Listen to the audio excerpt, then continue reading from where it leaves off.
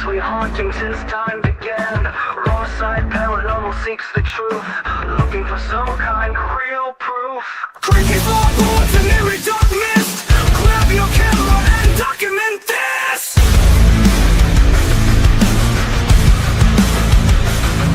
No time to run, no time to hide. We are catching all of this from the raw side.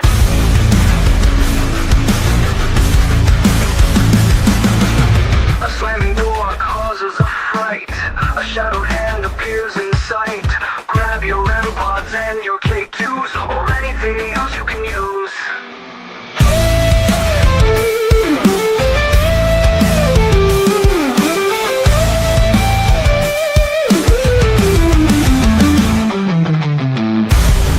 No time to run, no time to hide. We are catching all of this on the wrong side. A slamming door causes a fright. A shadowed hand appears in sight. Grab your REM pods and your K2s, or anything else you can use.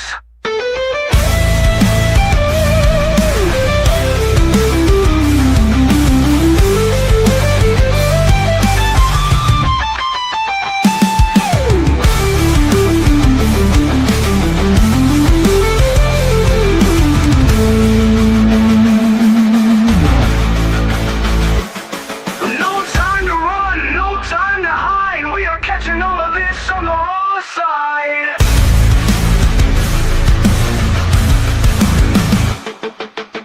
The icy air touches your neck. You feel like screaming, but you stay in check. Orbs rising up to take the magical flight. You can't believe what's happening tonight. Don't run, don't try to hide. We are catching this all on the raw side. Don't run, don't try to hide. We are catching this all on the raw side.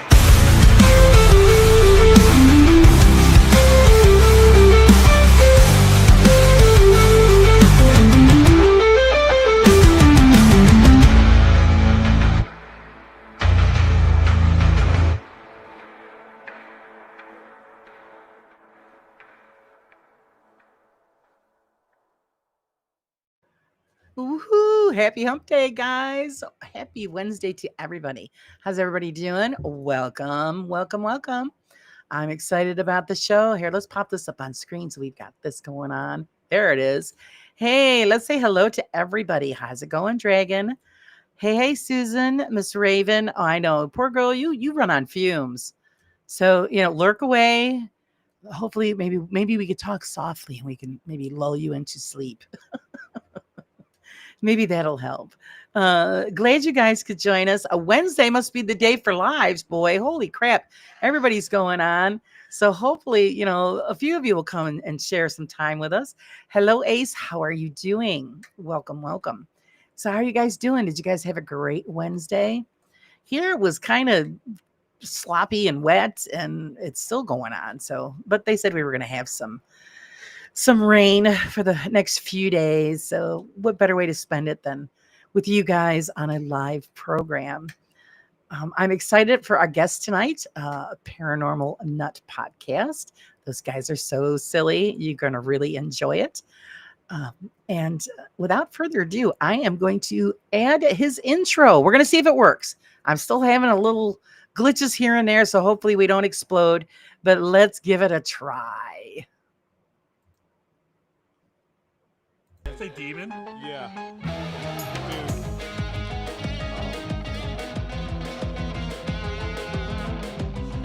Was that you suffocating Jim? Oh, Jesus!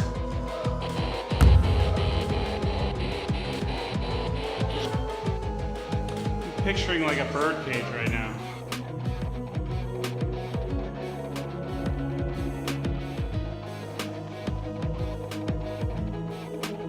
No, I grabbed my fucking neck. Seriously? Yeah. Oh, oh! Something just grabbed my backpack. Yeah.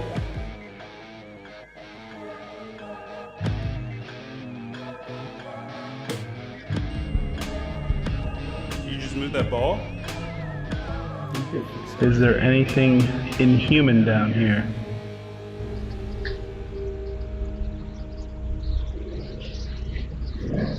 I hear growling. Yeah. Oh yeah, growling. I heard that too. It was interesting. Welcome, Sean. Welcome. Thank you. Thank you. What kind of guy brings his own intro to That's all right, man. Saves me the This trouble. ego of this guy. Come on. Ah, we all got to have a little bit of that. How's it going, Pam? Welcome, sweetie. Yeah, that was know great. some of I these liked it. Did you ever find out what possibly that growling was? So we've had conversations with a lot of people. That was at Penhurst Okay. in the gymnasium. So there are a couple of entities in the Devon building. Devon building. One is the Candyman, and then people have seen and heard growling from what they think is like a hellhound or something. And we think that growling was definitely inhuman and probably some form of hellhound or just animal inhuman spirit. Actually, the best thing. Hey, Face the Ace, nice to see you. Always pleasure to see you popping in. I run into half these people on all the other podcasts. We're all one big happy family. Hey, Steph, how's right. it going, sweetie? But yeah, so the most interesting thing that happened to us at Penhurst wasn't even like on camera, and we were so mad because we had the SLS pointed in a direction, and I don't know. Have you used SLSs or SLXs at all? I've done the SLS and I found it to be a little bit unreliable, so I stopped using it. So the main thing is you can't really record it and save the videos. So like we we set it up and we didn't really know about you can't record things on it and you can't save the file and all that stuff. We watch as like literally a shadow figure of like dust seems to like apparate into like a head, shoulders, and kind of like a disembodied body with no legs, and then just move from left to right. And our cameras, like our chest cameras and stuff, were pointed at the screen. So you see us, we're like, oh my god, that's so crazy, and we're just not thinking to point a camera at the screen, and it's very embarrassing. Caught you off guard. That's what it does. Yeah. So that's pretty cool. Yeah. So what I'm going to do is let you tell everybody who you are and what you do, and tell us about Paranormal Nut. Yeah, I am Sean, co-host of the Paranormal Nut Podcast. Also, just Paranormal Nut in general. Obviously, PNP is the show, is the YouTube channel, but we are a paranormal investigation team. It consists of me and my host, Jim, who unfortunately could not make it tonight because he's a dad and he has to do dad things. He was on dad duty. Yeah.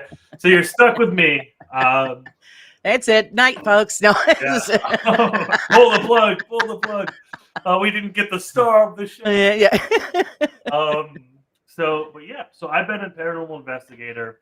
I say a decade, but there was a lot of in-between time, so it doesn't really add up to a decade, but a decade sounds nice. So I've been doing it for about a decade. I started when I was like 17. I'm 32 now.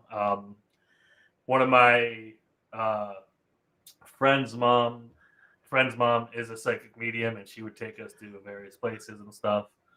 So I've been in the world of paranormal investigating for a while. If any of you are familiar with a niche show that was exclusively on Facebook for upstate New York called Haunted Upstate, that was me and a couple of my friends. We did that for a while. We highlighted a few cool spots in, upstate New York, Syracuse, and a few just around the area. But then in 2017, I'm going to start a YouTube channel. And that's the birth of Paranormal Nut. I started it. I did a few things here and there. But it was I did like one investigation. I did a bunch of video essays, but ultimately it wasn't like something was missing. It was kind of a one-man show. Check out the nuts. Yeah, we've Just heard them one of all. the nuts. And actually, I'm not even the bigger one, you know. Oh boy. So, and then during COVID, end of COVID, like 2022, going into 2023, Jim gives me a call. He may or may not have been on shrooms. It's not confirmed or denied. And he goes, we should do something, like we should start a podcast. And I go, Jim, well, I mean, I think I've told you this before, but I used to have my YouTube channel. There's a couple of subscribers on there. I think I was at like 50 subscribers, so I was pretty important. And he was like, oh, well, and we kind of get talking, and he's actually had a lot of experiences with the paranormal in his life. And so we sat on the phone for like a couple hours just talking about everything, and then birthed the second iteration of Paranormal Nut, which is Paranormal Nut Podcast. Right. And we've been going strong now since end of 2022 till now, just going around, investigating places, talking about it with everybody on the internet, and just kind of enjoying our time. That's great. The sizes of the nuts. Okay, fair enough. That's the that you are invited to. Now you're saying that you guys are based in upstate New York, correct? I am. You are. Jim. So Jim's actually in PA. So this is. I actually lived in South Jersey and me and Jim used to work together, and that's how we kind of knew each other. But then I moved back upstate because I'm from upstate New York. During COVID, I ended up moving back up, and so either I'm going down there or he's coming up here. And then recently this summer, he had his beautiful daughter, who I will not blame for anything, but I will blame Jim for having her. And so he's just been preoccupied being a dad. So a lot of the videos are sans Jim right now, but we keep on trucking along. That's all right. Once he gets everything settled and in routine, he'll be back doing his thing. Have you ever done anything in the central New York area? Because that's where I'm from. Erie Mansion, actually, if you are familiar. Also known as the Clyde Ely Mansion, Ely Clyde Mansion. Actually, no, I haven't heard of that one. In the Finger Lakes in Clyde, New York. Oh, okay. Owned by this real estate mogul. He lives there, though. Mark, he's a good guy. I actually knew him from Haunted Upstate. And then me and Jim recently went there and spent the night with our two other buddies who are part of Paranormal Nut, but not really. They are, but they just don't actually care, so they're really not, kind of. Right. But they love doing all this stuff with us. They just don't want to have the media in their face. So, and they are cameramen, so they like to be on the backside of the camera. Right. So we went there recently. That was this early summer, late spring-ish. I can't remember. Oh, it was right around Easter. Okay. It was the weekend before Easter. So, yeah, that was fun. I love the Erie Mansion. It's a beautiful place, Clyde, New York. He does rent it out as an Airbnb, kind of sometimes. He's not a paranormal enthusiast, but he understands the history and he entertains people sometimes with the manner. Right. When you did that investigation, what kind of data did you collect? So, unfortunately, it was a bit of a bunk night. We had a few things. We did some Estes sessions that had some interesting results, like some very intelligent responses. But ultimately, sometimes you're there and not a lot happens. That's the truth of the matter. Yeah, exactly. You can spend an entire night in one of the world's most haunted spots, but just for some reason they're not there that night, or Yeah, it doesn't happen on command, unfortunately. Have you done anything further down, like Old Forge area, Utica area? Trying to think. No, I think Oh, I went to Beardsley Castle when I was like 17, Yes. 18. In That Little wasn't Falls, really... yes. Yeah. So I've been to Beardsley Castle. That was while I was operating. That was an overnight. That was like, hey, there's no one on the third floor. Do you mind if I walk around with my, back then my little digital like camera and like a voice recorder, and that's like all that there was for paranormal equipment back then. I'm like, yeah, sure. And that night, me and Steve, we caught some pretty interesting stuff. We heard like pianos playing. We Yep. heard a disembodied voice say like Travis, if I recall, and a bunch of interesting stuff like that. Yeah. I've been there. It's not too far from me. So yeah, I've been there. Yeah. Nothing in the Old Forge area though. There's a few spots in there that I know in Skahari there's the old stone fort. That's not necessarily Old Forge, but is there a courthouse out there? I think. This is kind of close to you. Bull's Head Inn out in Kenajahari. Okay.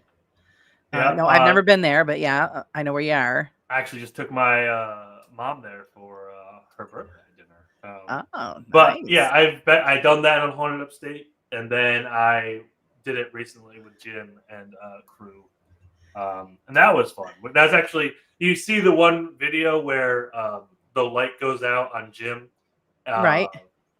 That was Bull's Head Inn. That was there. Oh, okay. Or Because not, I was or wondering not if you ever Cobleskill. Cobleskill. Yeah. Wondering if you had hit up anything like in the Utica area, like the train station. I would love to do the Utica train station. but Utica's no, train station, yes. Me too. I haven't been in there. They rent it out, or You'd have to go and ask. I don't know. Like I said, a lot of times when you ask, it's a no. I think it but depends. sometimes it's a yes. Yeah, that's true. And I haven't had a chance to ask yet. Then you have the Utica Hotel. Oh yeah. That's got a lot of activity. Well, and I think sorry, I don't mean to cut you off, but Yeah, no, go ahead. the main one of the issues facing the paranormal community right now is the over commercialization of it. Yeah. Where I can't drop $500 every time I want to go out for an investigation. But sometimes the place is worth it. But other times, like some people, they're like, yeah, my house or my Masonic Lodge or my this and this place, it's haunted. It's like, well, I've never heard of you, first of all. You're just like, maybe there's some local thing that it's haunted, but I can't afford to come out to you for... Right. And I'm already traveling 2-3 hours. But... Yeah, pretty much. Yeah, there's a bunch of places around here, and you just got to reach out to them.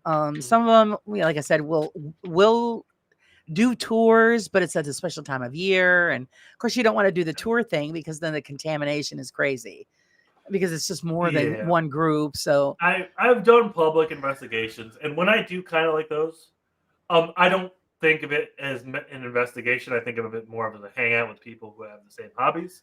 You know, we'll ask questions, we'll have devices out, but ultimately we're just hanging out and having fun. Right. Which there's nothing wrong with that. Just you got to know the difference between like a more in-depth investigation, a more hangout session, and then for me, like I kind of sit in between sometimes because I'm also making a stylized video with all these things. Right. So there's so many ways to, Well, I see that like the last one, the last one I looked at, you guys were having a good time. Yeah, and that's Are You Afraid of the Dark Paranormal? That was at Wilson Castle. That's the live stream I think you're referring to, right? We do had it 6 days ago. Yes, when it was, yeah. So that was a great place. I love Wilson. I will make a video on that, but it's probably gonna be a shorter video that's just like highlights a bunch of things. But those people are awesome. It's Olivia, Ricky, Taylor. They're great, and they want a bunch of people to come and hang out and investigate with them. A very open door policy with them. Oh, that's great. Oh, hey, Sparky. Sparky's in my other chat. I don't know if you can see it. Hi, Sparky. Well, I wanted to wait for you to finish before I welcomed everybody that popped in. Hi, Sage. How's it going? Yeah. So yeah, And- at least we know that it's streaming and it's working well on your end. Yeah. Hey, listen, I got like 3 people watching, and it's fun. Fabulous. Good about So yeah, it's working. Yeah. Don't worry, Sparky. You won't have to do too much moderation in the horizontal live stream. No one ever shows up for those. It's all the vertical stuff. So hey, you never know, right? Just to Yeah, you know? tell them hurry up, share it out so everybody knows what's going on. Yeah. This way they can catch it. Exactly. And then Jesus, I was about to. Oh, and actually, so the night before that night, which I love. Are You Afraid of the Dark Paranormal for this? They do like a junior Well, okay, it's not their event, but they're the paranormal investigators that help the event. So actually, a woman called Knox does the event, but it's a juniors paranormal investigators. So it's like from 5 to 10, and it's a bunch of like 13 to 16-year-olds that come in and they get How to fun. run around the castle, give them Yeah. the EVP Estes. And we just, poke around with them and teach them how to use the devices and stuff. And that was awesome. That's fun. It's because I've had, some nieces and nephews. Can we come? I'm like, no. Some of the places I'm going, you really shouldn't go. And of course, they were younger. Now that they're, middle teenagers, I would consider it. Because I do a lot of cemetery work, and a lot of it is kind of, really old, and you don't know what you're going to pick up. And I just don't want any problems with the kids. Especially if something happens, they start screaming and running, and even though it'd make a good video, I don't want to traumatize any kids. Jim did a cemetery one, and he was just going to go by himself, but like he told his friend, and so his friend brought his wife and kids. And throughout the entire live stream, like people are signing in saying, "How dare you bring children to a cemetery?" and all this stuff. It's like, first of all, I didn't bring them. Second of all, that's their parents, and they can do whatever they want with their kids. Right. So most of mine is daytime work. So I mean, kids go to a cemetery, but doing that kind of thing, I just didn't think it was right at the time. So maybe when they get older, it'll be all right, because they're interested, and that's great. I think the timing has to be right. And the way I think cemeteries work, I don't think you ever have any like evil entities hanging out at a cemetery, right? Right. I don't even think the souls of the people laid to rest there are really at the cemetery. I think by going to the cemetery and asking to talk with them, that will gain their attention and they will come there. So that I don't ultimately think that like a spirit is hanging out at a cemetery. Yeah, you never know. Now, the last time I went, hi, Boo, how's it going? Last time I went, actually, I did post that. That's the video I posted that while doing a session there, I actually was touched. Yeah, and like I said, I think like if you go there and you start investigating, like that kind of like, okay, someone's trying to communicate with us. Right. I'll go there. Where some of these places will be haunted regardless if you're there or not. Yeah, that's true. That's what I would say. And it don't make a difference what time of day or night. If it's there, it's there. And then some of the I did post some of the EVPs that I caught at one point, where actually my name was called out, and it said that somebody was watching me. Ooh. So I was getting the attention of something. So but I've never had anything malicious. So it's all good. It would be wonderful, if you could actually just get more than just a couple of words. That's everybody's dream, to actually have a conversation. But it's all part of the game. Let's see here. Sparky says, I so agree, Sam. Most stuff at that location is rare, and most times it's not spirits of the people put to rest. Yeah, well, see, that's the thing we don't know. I would disagree. I do think it's the spirits of the people put to rest, but I don't think they're trapped there. I think they can come there as a place that's like meant for remembrance to them.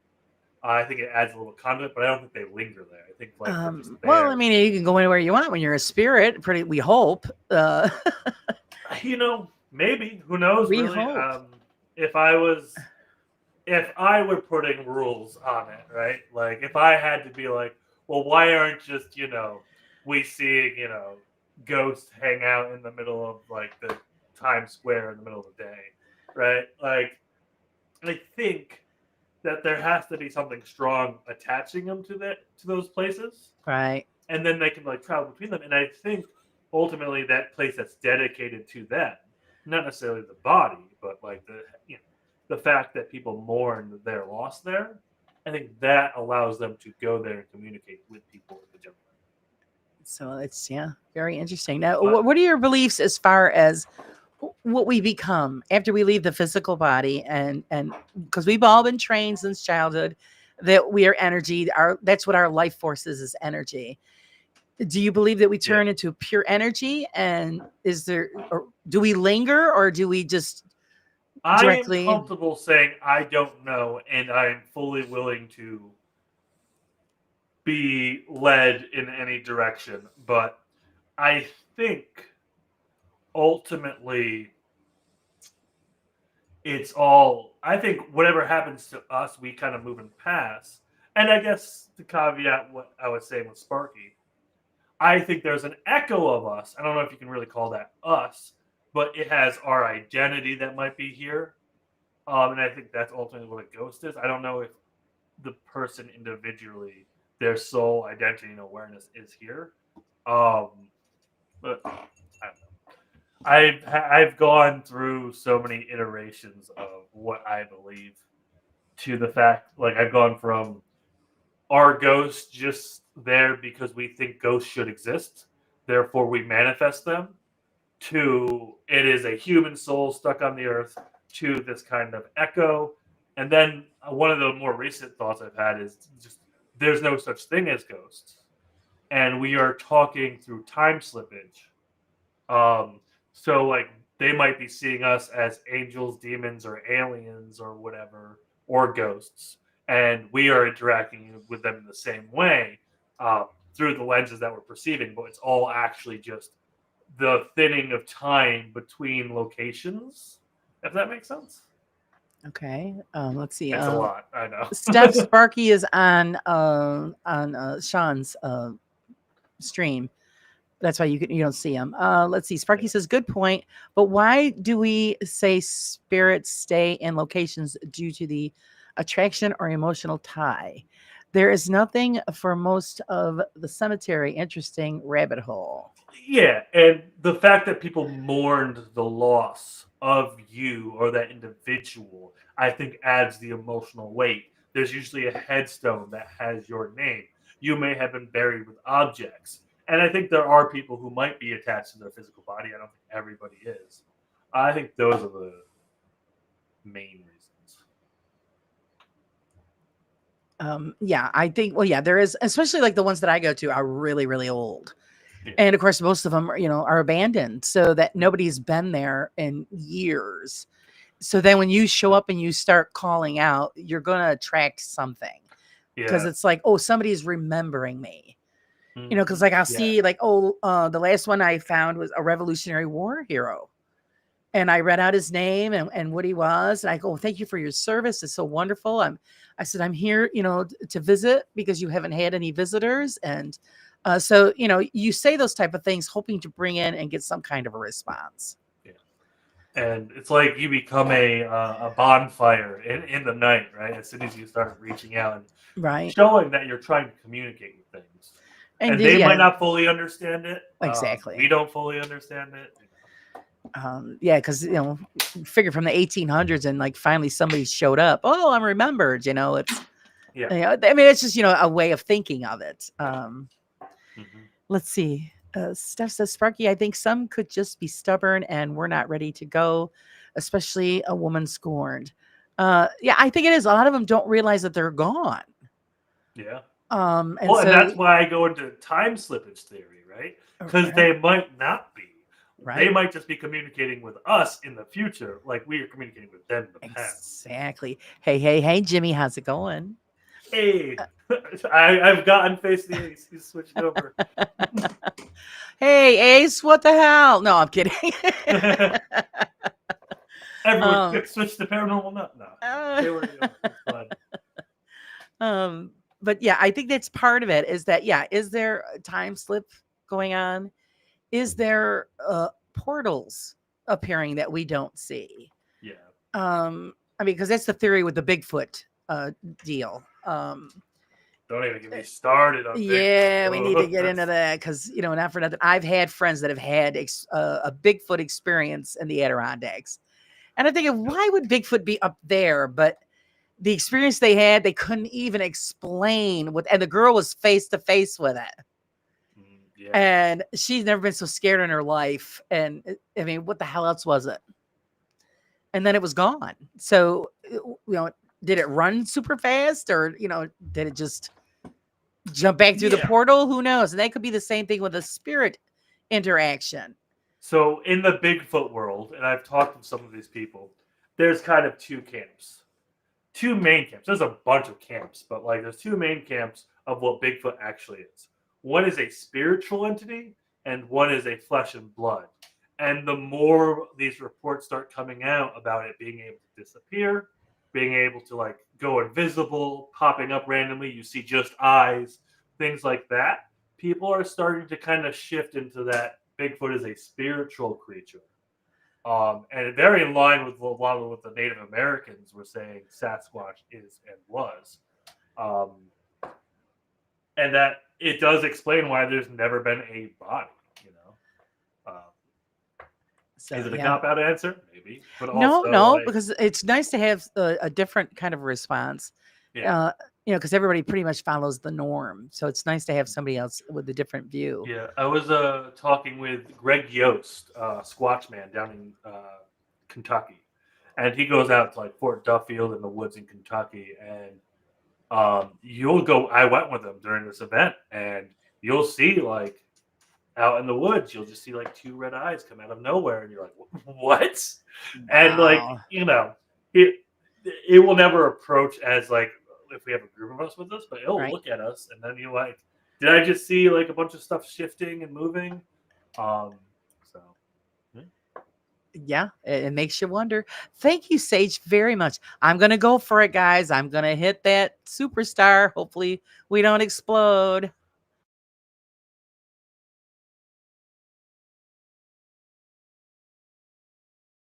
Hey, we're still here. All right.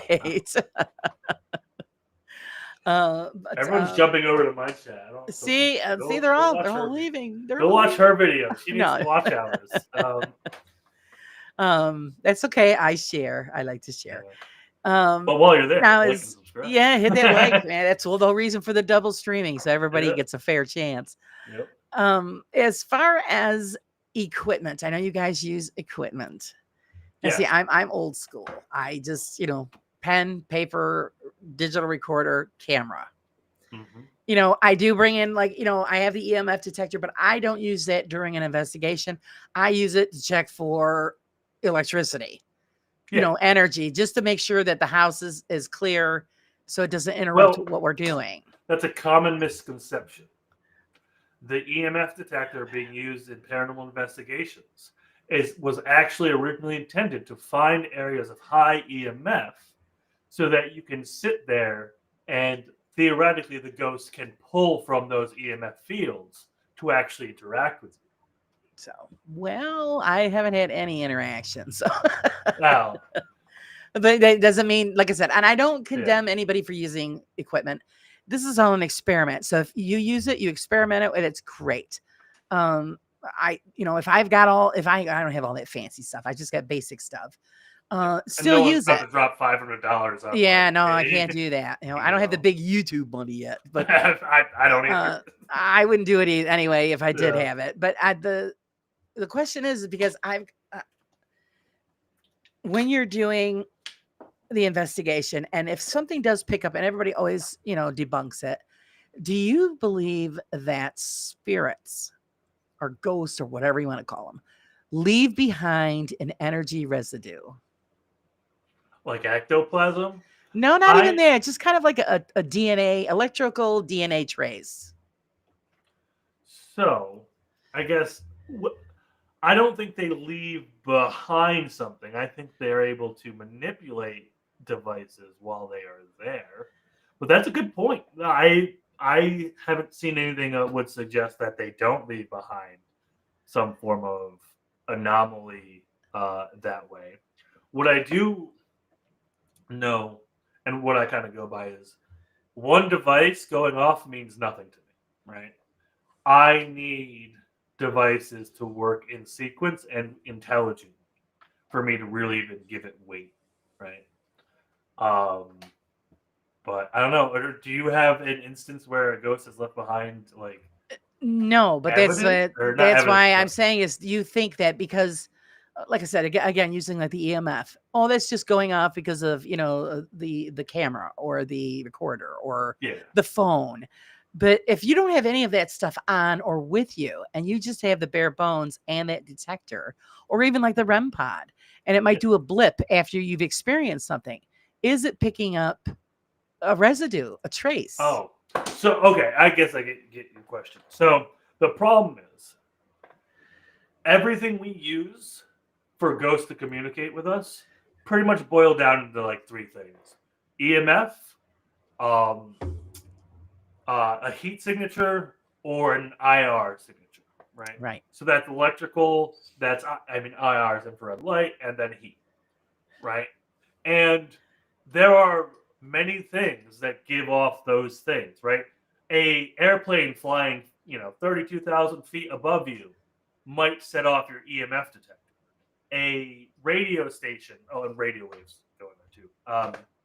A radio wave coming in, your phone, even your phone, even on airplane mode, has IR sensors and is typically, and it's actually very weird. Like you'll look at your phone on IR, you'll watch yourself looking at your phone on IR, and your phones are constantly scanning your face, which is very disturbing. I always Yeah. show those clips. So, like, you got to remember, if I'm pointing my phone at a IR sensor, a motion detector, it's like that might trip it. So and that's what I was kind of getting at, where one device going off means nothing to me, right? I need to see it going off while I'm asking it to, and while something else is going off, or like the conversation makes sense when we're talking about, radio waves with Estes or Spirit Box, or if you got like one of those Spirit Talker, Vox, Ghost Tube things, you name it. There's a bunch of them. Right. If it's just saying random words, that means nothing. But if it's saying like, if I ask, can you give me the name of the person who died here? And then like it says Richard Smith or something like that, that means something, right? That's Right. not just random noise. Yeah, I did have that happen at one time. Sage says EMF can cause paranoid feelings. Some think Yes. it can contribute to ghost encounters. What do you think? So yes, this is kind of double-edged sword, right?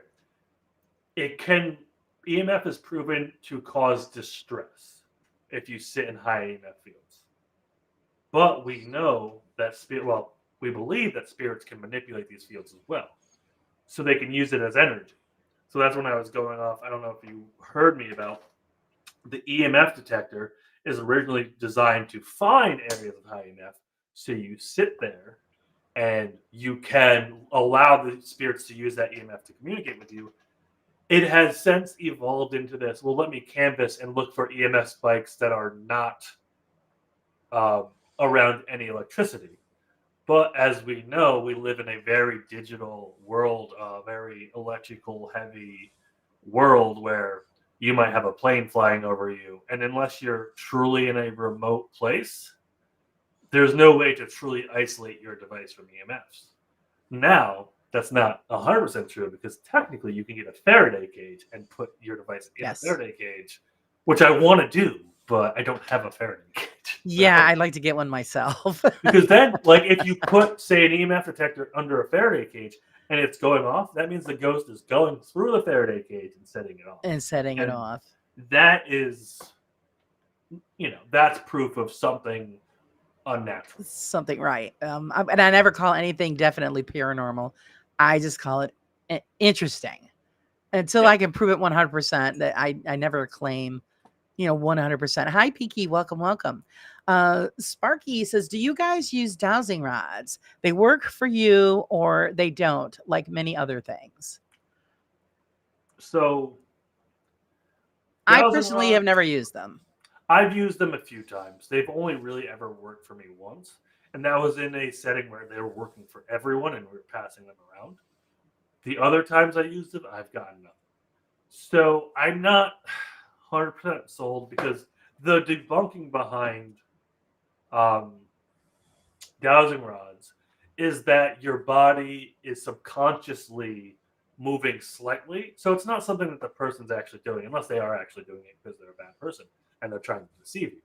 But that subconsciously, your brain has an answer. So, like, did you die here, right? Is it usually like your brain, as a paranormal investigator, 90% of the time you have that bias that somebody did, or you know that somebody did, right?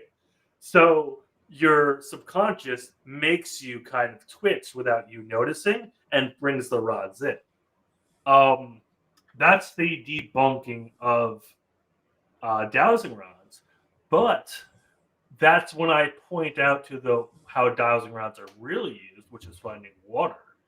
And it's not like you just know where water is because you're, I mean, maybe you do. Maybe it is like the person using the dowsing rod psychically knows where a source of water is, and then they're communicating it through ways they don't understand. So if anything, it's the person, not the rods. I don't know. But Okay. Sorry, I ramble a lot. And Steph says that I actually made a holder for my dowsing rods, so my energy can't move them. I want to see if they can detect energy on their own. I know I've seen it somewhere before where somebody has done that and it didn't work. Nothing happened. I do believe that the dowsing rods do need the energy from the body for them to perform the way they should. What are your thoughts on that? Do you think putting them in a holder, you'll get anything from that or no? My thought process would be that if you are more psychically attuned, dowsing rods work easier for you. And I don't know if you put them in a holder, that kind of you can still right. So they're talking about like the little cylindrical holders. So you're not actually holding the rod; you're holding the holders, and then the rods are sitting in the holders, right? That's what I'm understanding. Right. Or unless you're talking about like a separate holder that is not you. Oh no, like yeah, she's saying a separate holder, yeah, where she Okay. so that they would see if they would operate on their own. Okay, yeah, and that makes sense. The only flip side of that, and I'm just playing devil's advocate, is that microscopic earthquakes happen all the time. And actually, if you are like sensitive to these types of things, you can kind of feel the earth move. And something like that might set off the rods. But other than that, I think that's the best option you have to really test it.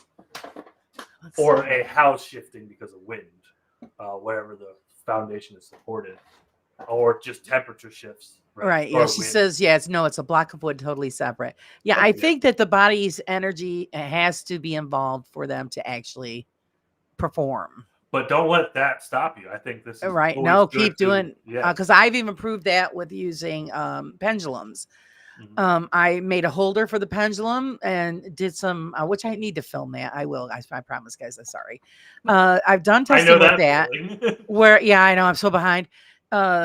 I did some, testing to see if the pendulum would move just on a holder, and got absolutely nothing. And then when I do touch the pendulum, even I've left it on the holder and then just touched the chain with my fingertips, then it would perform. And when I do readings, I don't put my arm and my elbow on the table because then you're going to have movement. I rest my forearm on the table so it's more secure. And then I hold the pendulum in a certain way where everything is stable so that the pendulum really does its own thing really well. So, I mean, you've got to do several different tests to see how it works and how it performs. Let's see. Have you ever had an EMF go off in a Faraday cage? We were just talking about that. I need to get one. He's got to get one. I'm a little behind on chat. Sorry, guys. Sparky says dowsing rods are proven over 1,000 years, but they work for some reason and others do not. It's so tricky. Yes, because I've seen that too, where if some people, they make them work and then others, it just doesn't happen. Yeah, and I think the entire thought process is you have to attune yourself and meditate to kind of use them. Right. And I Yes. think a lot of people lose that part of it because they just, they go, oh, I just wait. And Oh yeah, let's swing them around. You know, Yeah. it's he says yes. If you brace yourself with the rods, so you know you cannot move, then you are using them right. I have a video of me turning my head over a cross and talking with a lady, and they go straight. Oh, pretty cool. But yeah, you got to make sure, because even though your body has those micro movements, because that's how the Ouija board works. It's the vibrations from the fingertips, the micro movements of the body that makes the planchette move. I've never had any bad problems with, that kind of stuff. Of course, I never took it to that dark side. And if you do, you're nuts. But to each his own. We don't judge. Well, we do, just not out loud. Let's see. I try not to. It's but that's human nature. Let's see. Let's catch up here a little bit. Dowsing rods work through you as they read your intentions, and the outside entities help them move. Yes, it's like the pendulum. Okay. So yeah, because everybody go, oh, hey, Pop, how's it going there, sweets? Yeah, because they'll say, oh, the pendulum, you're moving it. Well, no, I make sure my arm doesn't move. Even if I have to put it in a vise so it doesn't move. I've proven to myself right now that if it's on a stand, there's nothing. But if the minute, and like I said, I've touched it with the on the stand, and then there's movement. So you've got to have that energy to make this piece of equipment move. Hi, Cree, sweetie, how are you? I hope everything's good at home. I know you've got some stuff going on. Hope everything's good. So as far as equipment, what is the equipment that you guys bring, and what kind of faith do you hold in the data that you receive from these pieces of equipment? Yeah. So our equipment's kind of divided between me and Jim. I personally have a spirit box, which is essentially just a radio scanner, nothing fancy. And then I have a motion detector, which is my Flux 2 triangle. It's got a motion detector on each side, and then you can set the proximity. I keep it as tight as possible, so that way something has to go up and activate it, and that's with IR motion sensor lights. Right. You have to break that laser essentially to set that off. And then, so that's my Flux, my EMF recorder, obviously, is always a must. Cameras, that's, I see cameras. It's kind of an investigation device, but it's also not. But yeah. Then I have my EMF detectors. Like I said, and cat balls are always fun. And then you get to some pieces of equipment that is it really? And I have a REM pod. Ultimately, do I think am I going to learn or find out anything with a REM pod? No. Ultimately, I can't really reveal any secrets of the universe with a REM pod. Is it fun? Yes. I also like to enjoy myself. And the cat balls moving, those things, those are cool. They light up and they don't move too easily.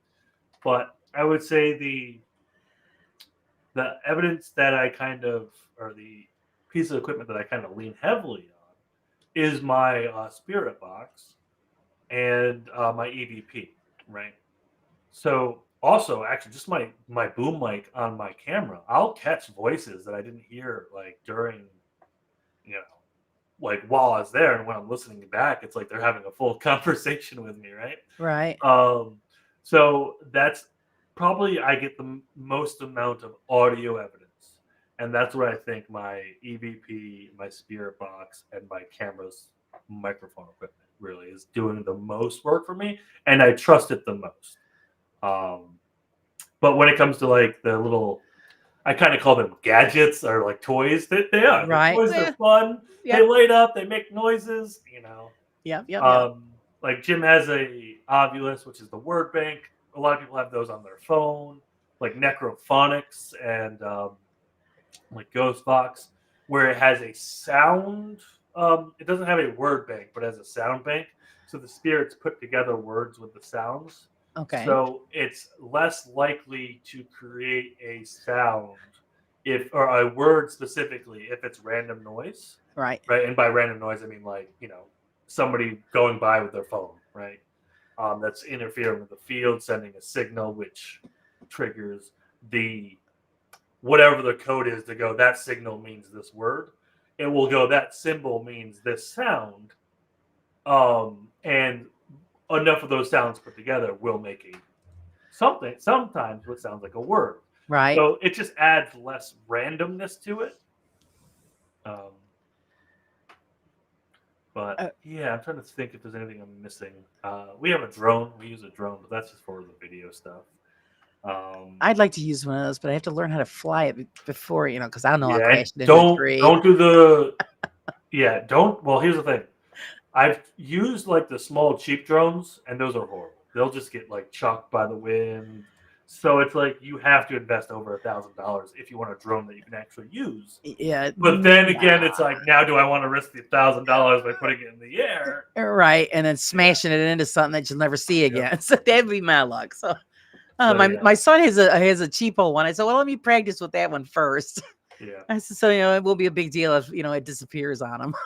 Poor kid. Pop, I'm getting to you right now. It says, how can micro movements of a few people work together to move a planchette to a specific letter or word? This is the theory behind that, is that subconsciously everybody is expecting a certain answer. So in unity with all of everybody's micro movements, you are subconsciously moving it to the answer that you're expecting. So like if you're like, oh, listen, do I have gas?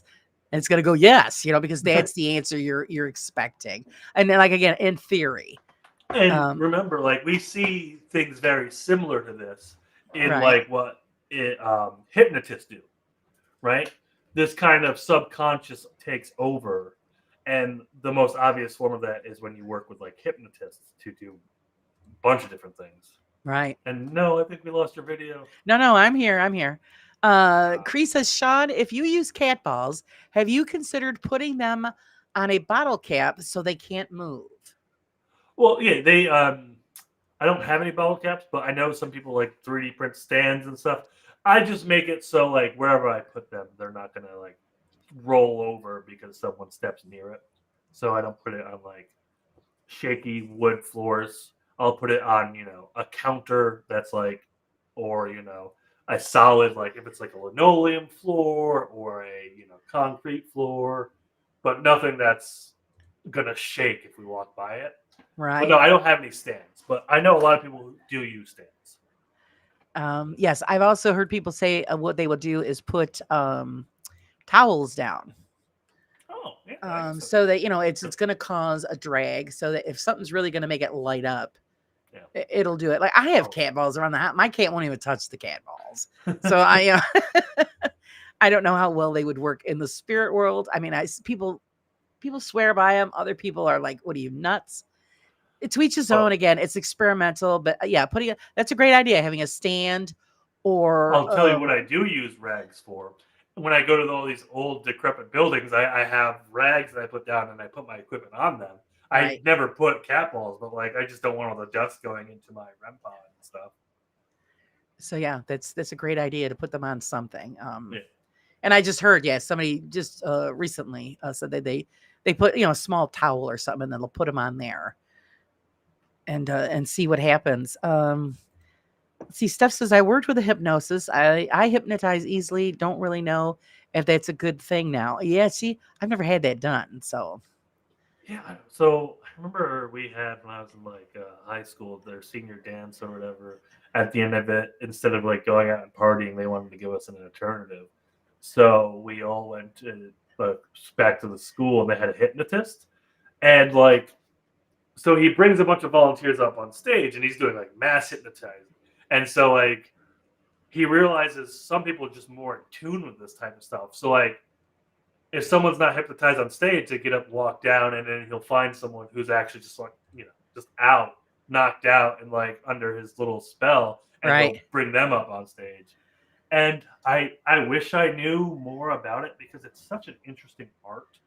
And hypnotists will fully tell you it's nothing magical that they're doing. It's a very scientific thing that they do. Right. And it's like, at what point is science and magic just the same thing? You know? Yeah, it's true. Yeah, I'd never have it done because I don't want to go around, clucking like a chicken. So it's I mean, you don't have to hypnotize it. You yeah. can do that. You know? Like, Oh, you just got that feeling. What are they going to make me do when I'm under? So yeah, I got to take Yeah. that chance. Yeah, they're talking about it's not the cards, it's you and the cards. Yeah, it's well, doing the tarot cards. Actually, and I always taught I do readings too. It's entertainment, guys. Don't base your life on tarot cards, but it's the interpretation of the card. Each person might have a different reading on the same layout that you have down. It's Yeah. and it's again all in good fun. The Yeah, hypnotist it's one of shows you. those Go things. ahead. And with tarot, it's one of those things where what you get out of it is more like it's what you take from it. That's Right. the Right. Let's see. Okay. Sir Pomp says, if that is the case, planchettes, everybody would have to be on the same side of the planchette. Otherwise, they would be moving in different directions to get the same letters. Surely? No, because No. you all know where the letter is, and I don't work with Ouija boards. So it's not a personal thing. I have. Oh, I haven't used one in Yeah. years. But if you're all sitting on different sides of the board, you're all trying to make it to yes. You're not all thinking push left. You're all thinking push towards yes. Yes. Yeah.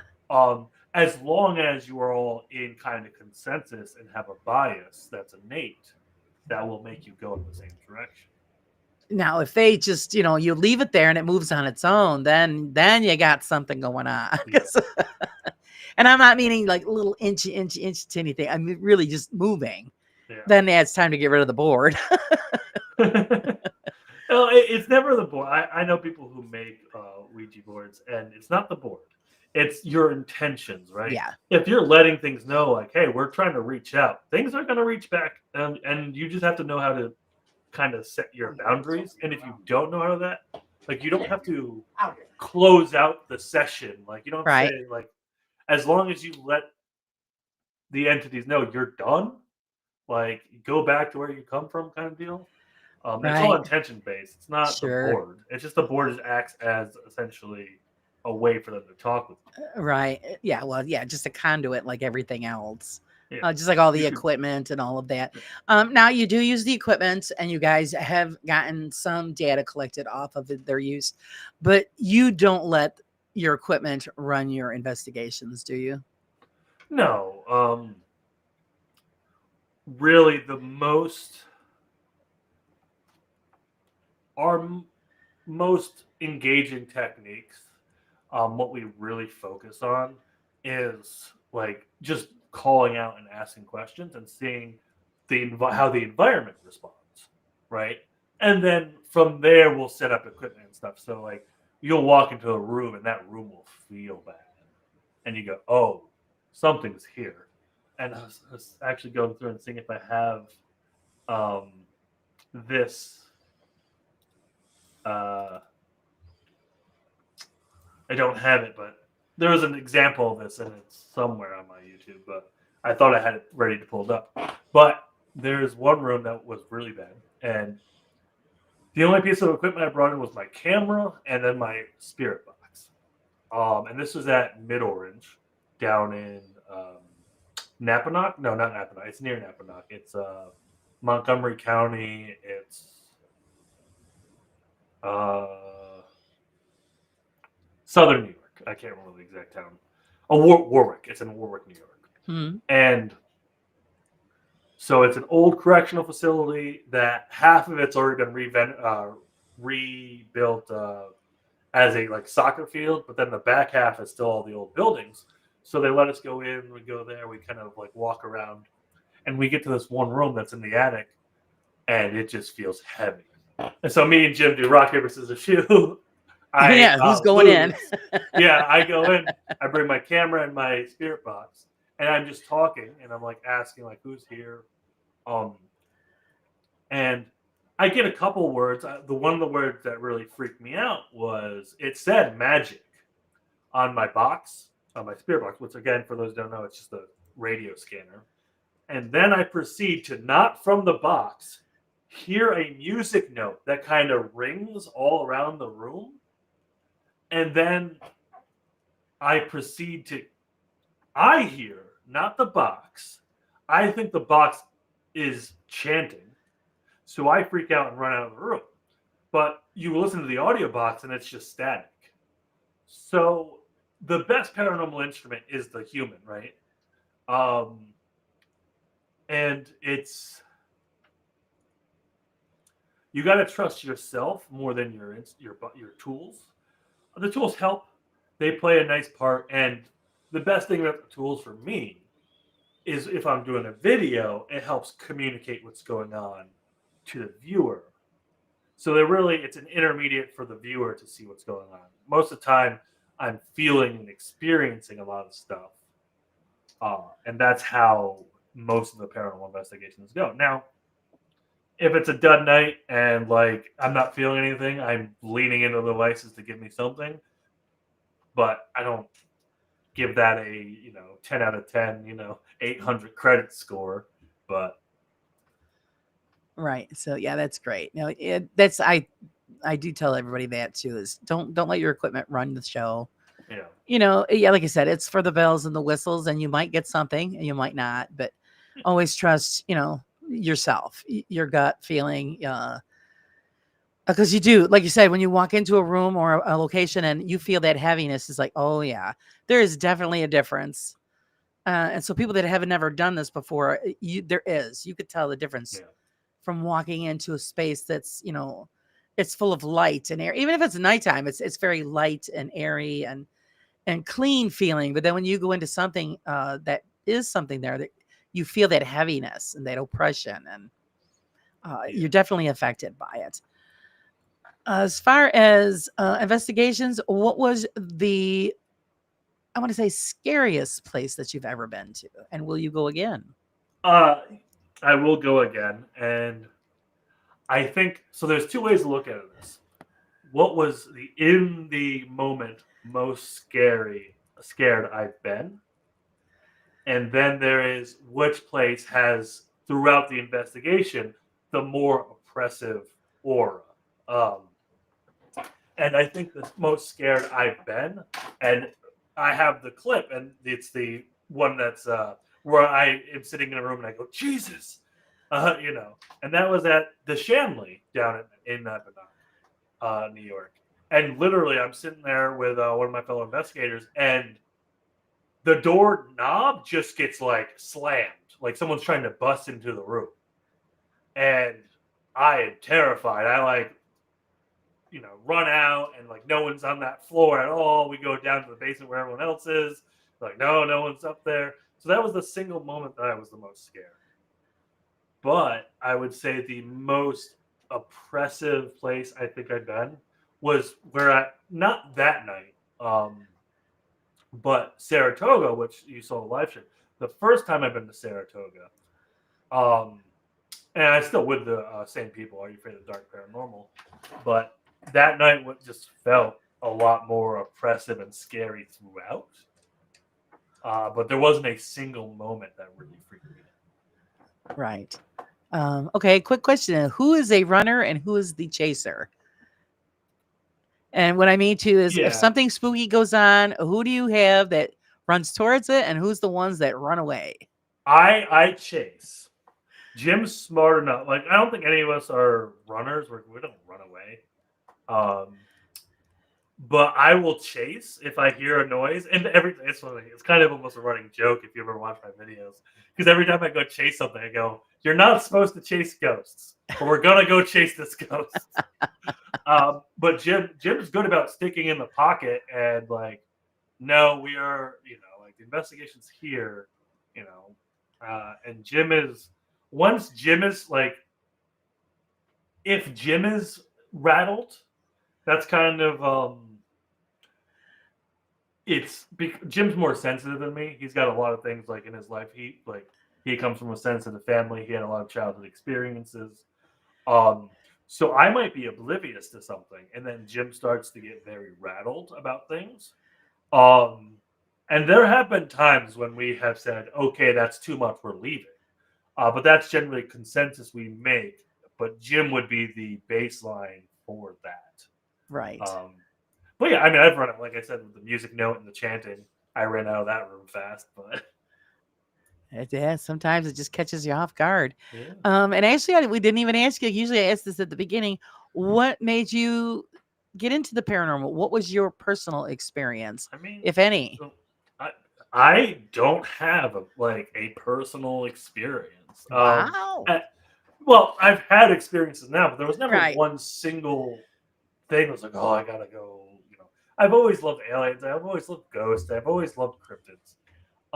But I think one of the main factors that got me really into it was my friend's mom, psychic medium Katie Manning, a local psychic medium. She's pretty popular in the New York area. She does some things, I don't know as far out as Utica or anything, but she's been out like that way.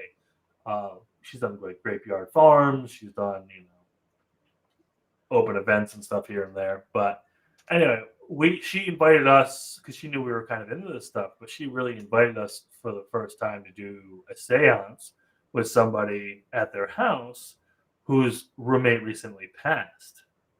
And we set up like 3 digital recorders, an EVP, and we're all sitting in a circle. We're doing the, if there's anyone here, can you give us a sign? And within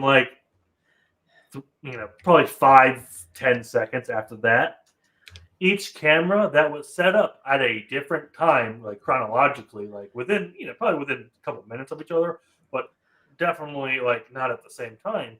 Every single camera just turns off, and then the light kills, and it's like, oh, Okay. that was probably my first real paranormal experience. So, and back those days, if the camera died, you didn't get your recording. So Yeah, that was it. So, So, yeah, Saratoga, like the horse races. Yeah. I live 20 minutes south of the track. But actually, the Saratoga homestead, it's in the county, but it's out there. It's like 45 minutes away from me. Okay, here we got. Pop says, regards EMF meters. The majority of people respect Kieran O'Keefe, don't they? I'm sure when he was with Most Haunted, he showed the electrical wiring barely made a difference to the flow on an EMF meter. That can be true. It depends on what the wire is. And, like if it's just a single house wire for one light, sure. And if the power's off, then yeah, sure. But if you have a 220 line that's going to your, like your boiler or something, then that's going to be a lot more EMF. If you get into electrical theory, you can kind of know which things are going to be a higher EMF, create higher electrical fields, but it's less the wires and it's typically the equipment. But Right. higher voltage wires will have an EMF field for sure. All right, Steph's got a big question. She says, Sean, big question. Sweet or salty nuts? Peanuts. Next question. Peanuts. No. Yeah. No. I mean, I love a good salty nut. I love a good. I don't. What do you a Macintosh or not Macintosh?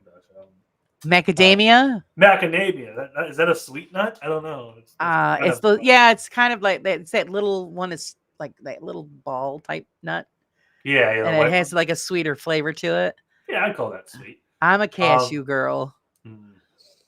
Our logo is an acorn, so I gotta whatever an acorn is. I don't know. I don't think you're supposed to eat those.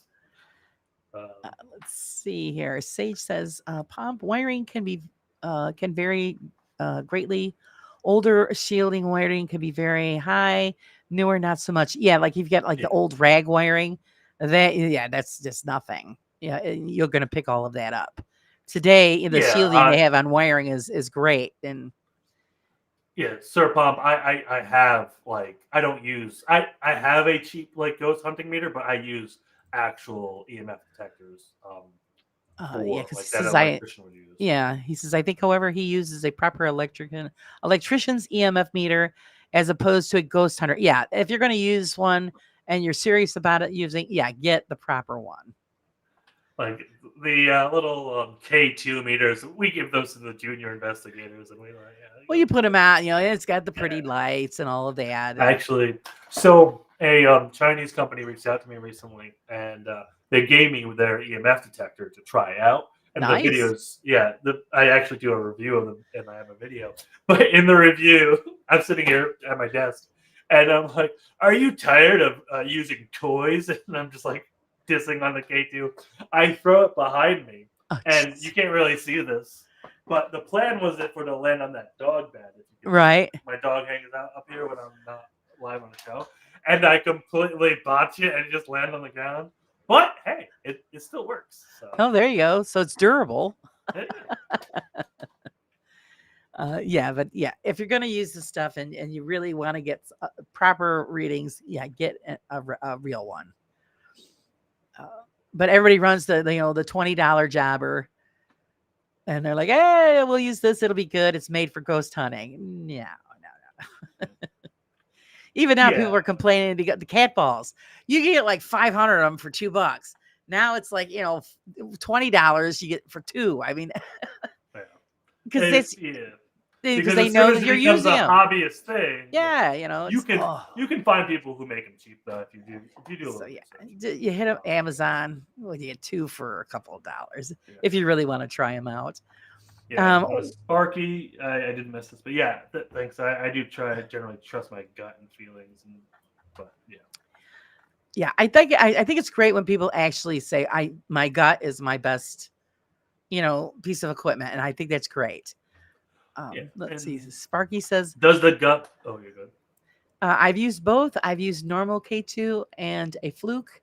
I get about the same readings due to the EMF is not that sensitive, so even a cheap mechanics meter will read it. Yeah, exactly. Yeah, and you have to make sure these things are calibrated. Like, I don't know what. Right. That's why I figured, I'm not saying spend hundreds of dollars. No. You can get a decent one for a decent price, but get one that's the real deal. And it actually has a readout, not just lights, right? Exactly. Yeah. Because what is 5 lights? I don't know what 5 lights means. Right. It's not telling you anything. So I don't know what the voltage is on that. I mean, I have the both. I have the one with the lights, and I do have an authentic, electrician's meter, and it gives you all of the readings. I don't know what the micro ohms are. I'm sorry.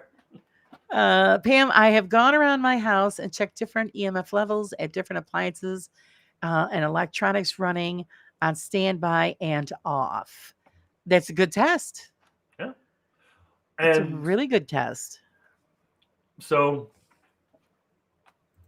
there's also a factor you have to draw. So different run modes, I don't know, depending on what equipment you're measuring, will draw different powers at different times. If you notice, like, say you're running multiple equipment, multiple things in your kitchen and your lights flicker, right? That's a bigger power draw, which would create a bigger EMF field. So, if you have multiple equipment running, it could. Right. So just all the things you have to think about.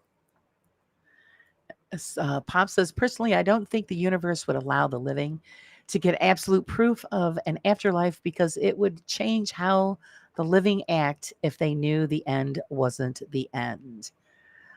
But it all depends on your spiritual beliefs, though, too, Pop, because most people believe that we turn into something new after the physical body is gone. So I don't really think there's an end. There's something, but we just don't know what that something is. Yeah, and that subscribes a intent to the universe that some people necessarily don't agree with, or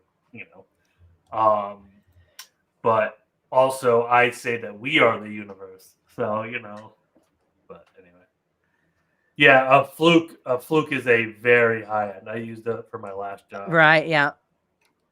I don't have one of those, and I'm not. Yeah, no, I can't afford that, so we're just gonna borrow Sparky's. Yeah.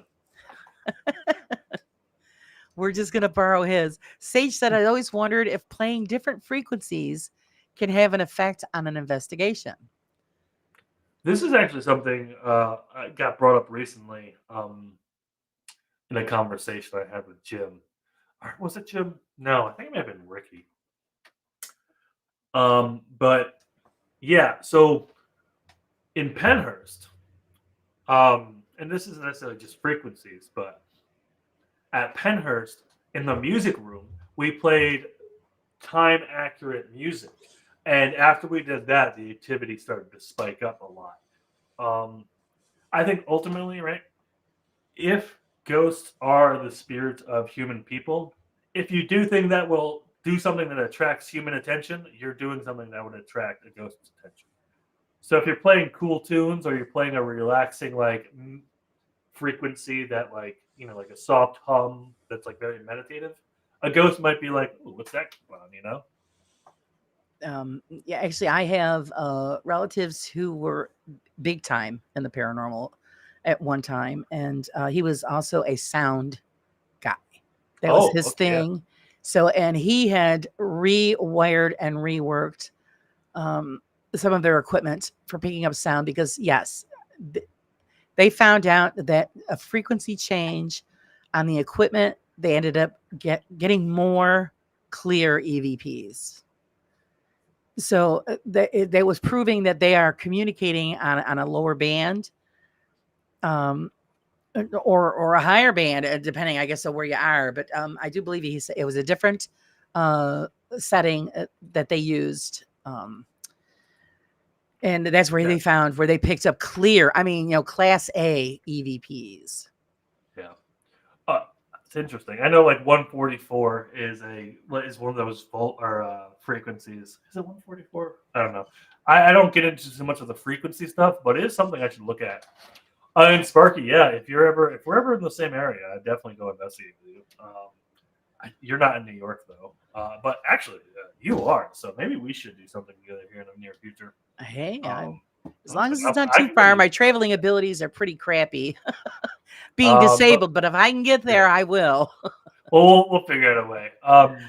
Yeah, it's smart. I mean, if you don't want to dox yourself, I think you're out somewhere in the south. I'm at the foothills of the Adirondack Mountains.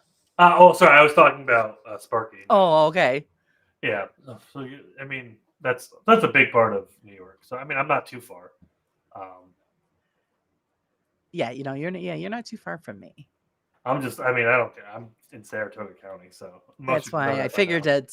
Yeah. If you guys had ever been over this way, and yeah. But yeah, Sparky, if we're ever in the same area, definitely. That goes for most people I see on all these chats. If I'm ever in the area, I'll let you know. And if you're ever in my area, let me know. We'll do something. Yeah, he's wrong one. Sorry. He said at some point I hope to make it to him and do something. But there's like distance. Yeah, and like I'm trying to do more conventions. I say that all the time. But it's really hard. But Idaho. Oh, geez. Idaho. That's a trip. That's a trip. But like, there's things I could do. Actually, like Idaho, Washington, Oregon. That's the part of the United States I haven't been. Like, I've been pretty much everywhere else, and so I had been trying to get out there just to like go on a trip out there. So right. Well, come on, Steph. It's my show. It is all about me.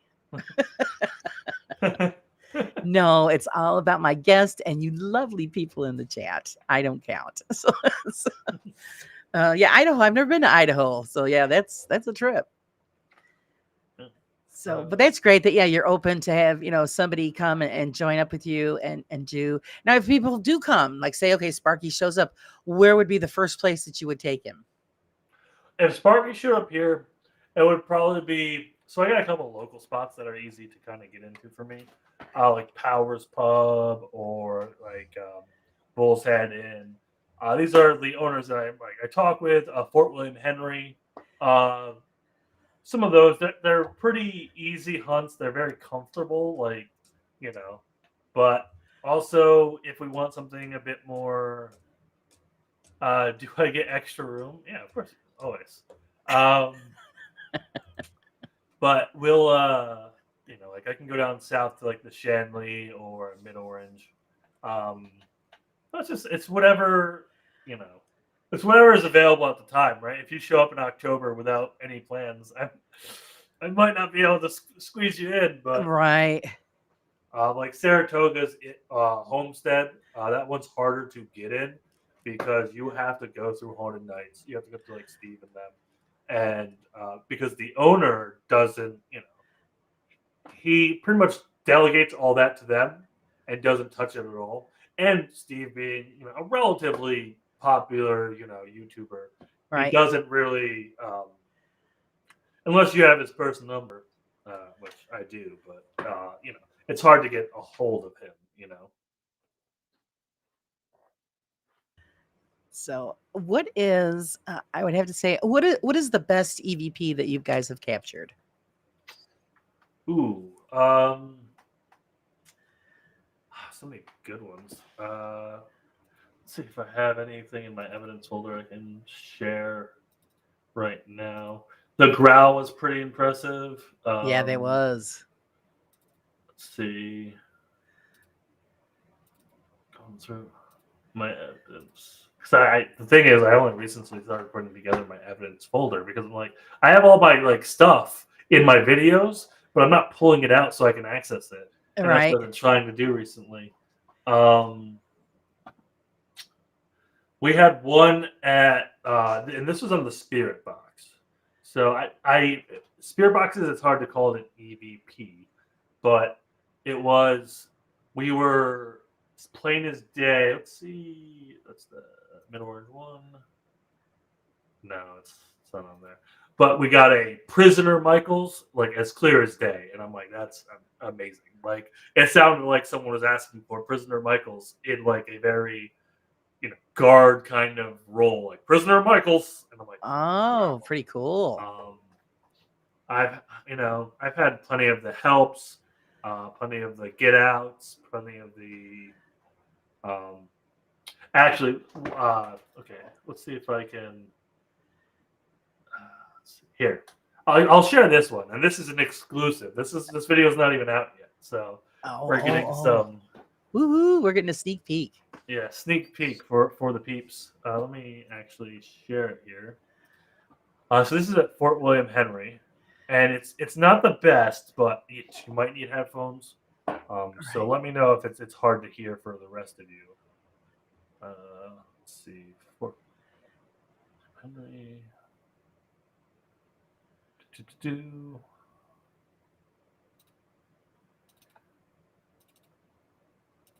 All right. So you should be able to play that now. I will ask for silence in the chat. No. Is there anyone here? What is your name?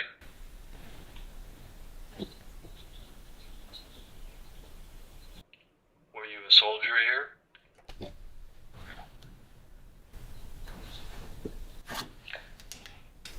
Is there anyone here? What is your name?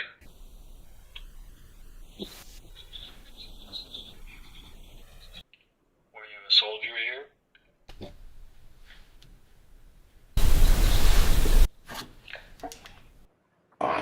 Oh. So I fully understand that people watching on their phone might not hear that as well, which is always hard because I edit with these things on and I'm able to increase all the sound and stuff. But what I hear, and I kind of outlined it in the thing, is look at these guys. And this is in the case, Nate. So this is where the on-duty Fort soldier was at Fort William Henry. So look at these guys. Then you hear kind of chatter. They're not supposed to be here. And then I was killed here in rapid succession. I don't know tell me guys in chat if you actually heard that. If not, I might have to do something with the audio in the video. But Let's see. All right, here, I'll do it. We'll play it again. is there anyone here? What is your name?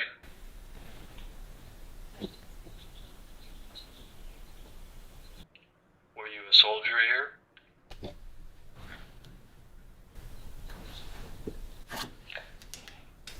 Is there anyone here? What is your name?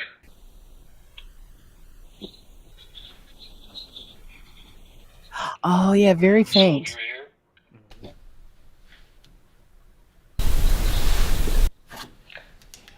Yeah, and Very, again, very faint. it's very faint. I know on your phone because your audio is facing technically backwards and you don't have headphones in. It's not being directly, and it's a dual audio thing that's going through one speaker. So it's Right. Yeah, Pam said certainly sounded like talking. Steph couldn't hear it. Very faint. I could hear it very faint.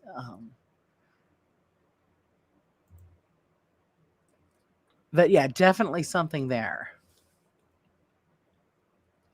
Pretty cool. Yes. so Anyway, yeah. I great. mean, that's probably not the most clear one I've ever had, but I thought it was nice to kind of give you guys a preview. Of what's Right. coming up. Thank you for the preview. Hey. Hi, Friday. How's it going? There's Booberry. Boo says, sorry, Boo. Oh yeah, She heard it. Okay, that's good. So in the beginning, you hear my cameraman. He does say something. That's not Right. it. But then afterwards, you'll see the treated audio pop up because I'm boosting all the audio levels so you can hear it. But let's see. All right. Friday wants to know what software did you use to filter these? So I just used the audio options in DaVinci Resolve. So I pretty much boosted it to the highest decimal level that they really allow me. And then I'm not sure if I did it on this one. No, I don't think I did it on this one. There's another tool I use that helps me shape audio, but I try not to use that too much because that can distort things. But yeah, just DaVinci Resolve, which is my editing program. So I'm not an audio guy. If Yeah. Oh, Friday is our electronics and software specialist. If you have any electronic questions, you always go to Friday. Oh, Friday, I need to trust me. I'm always looking for people to help me out with all this. There you go. So there you go. Hook you up with Friday because he knows his stuff. Yeah. So he might recommend something for you to help you clear it up. I know there's something that he runs it through because I've sent EVPs to Friday. Yeah. Well, and that's the biggest thing. I try not to do too much to it because then how much are you technically like Altering? You're thinking you're altering it. Yeah. Yeah. But I mean, if you know what you're doing with sound, I know, people know what they're doing. So yeah, he's you're talking about the DaVinci Friday. I say it has a good audio editor. Yeah. Yeah. So yeah, I know. Poor Friday. Well, go, hey Friday, what do you think of this? And same thing, like you said, with like the EMF detectors and wiring and frequencies is a good questions to throw at Friday because he understands all of that. Ooh. And the best part is he's self-taught, so he's got it going on. Yeah, let's go enjoy some nuts, guys. Thank you. Nuts. Go enjoy the nuts. Yes, guys, please get those questions out there. Yeah, and now you guys go ahead. No, I was just gonna say I can try to dig up more EVPs, but they're all in my file. I have to go through them all. But now, when you guys usually do your investigations, do you normally just stick to your group, or do you team up with other groups? we're always teaming up. So I try to shoot for like having somewhere between 4 to 5 people at the investigation. Now that can include the guide.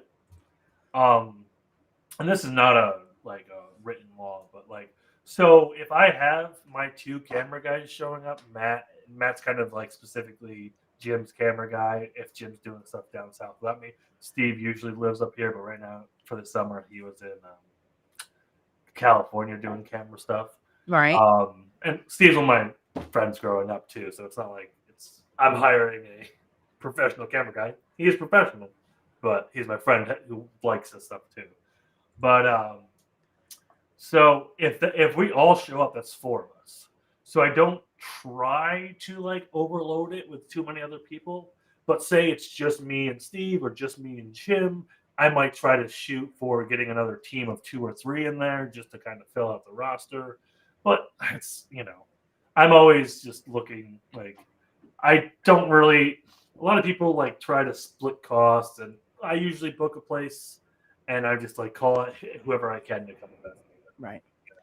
All right. Friday was asking how long have you been doing investigations? So I say a decade. There was probably a few years within there, and technically it's longer than a decade because I was 17 and I'm 32. But there was a section in there where I wasn't doing any investigations. And do you really count a 17-year-old kid running out of house with no idea what he's doing? We all got to start somewhere.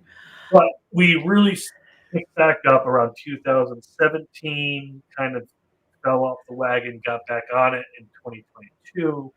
So if I was I probably have 5 years of actual investigation over the course of 12.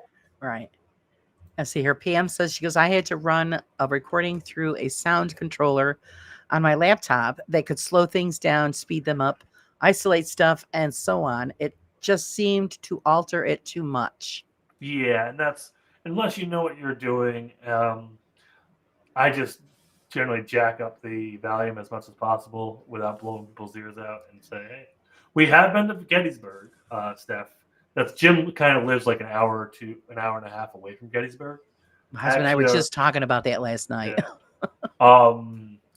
Our first investigation as Paranormal Nut Podcast, that's me and Jim coming back together, or well, Jim joining the team, was at Sachs Covered Bridge down to Gettysburg. It was the point of the, so it was like the rallying point for the South to go to and then retreat. Mm-hmm. And the story goes that 3 people were traitors or deserters that were hung there. And people have seen like apparitions of Civil War soldiers there. Actually, one of our super fans, Mama Maurer, we kind of met her that night, and she took some photos. I don't think I have the photo on me, but there's like 2 ghosts just plain in view in the photo she took. If I could find that, I'll snag that and show you. But yeah, and then we went to the haunted orphanage the next night. And then we went back another time to do Ginny Wade House. And then Jim was there once at the Farnsworth? Yeah. Inn.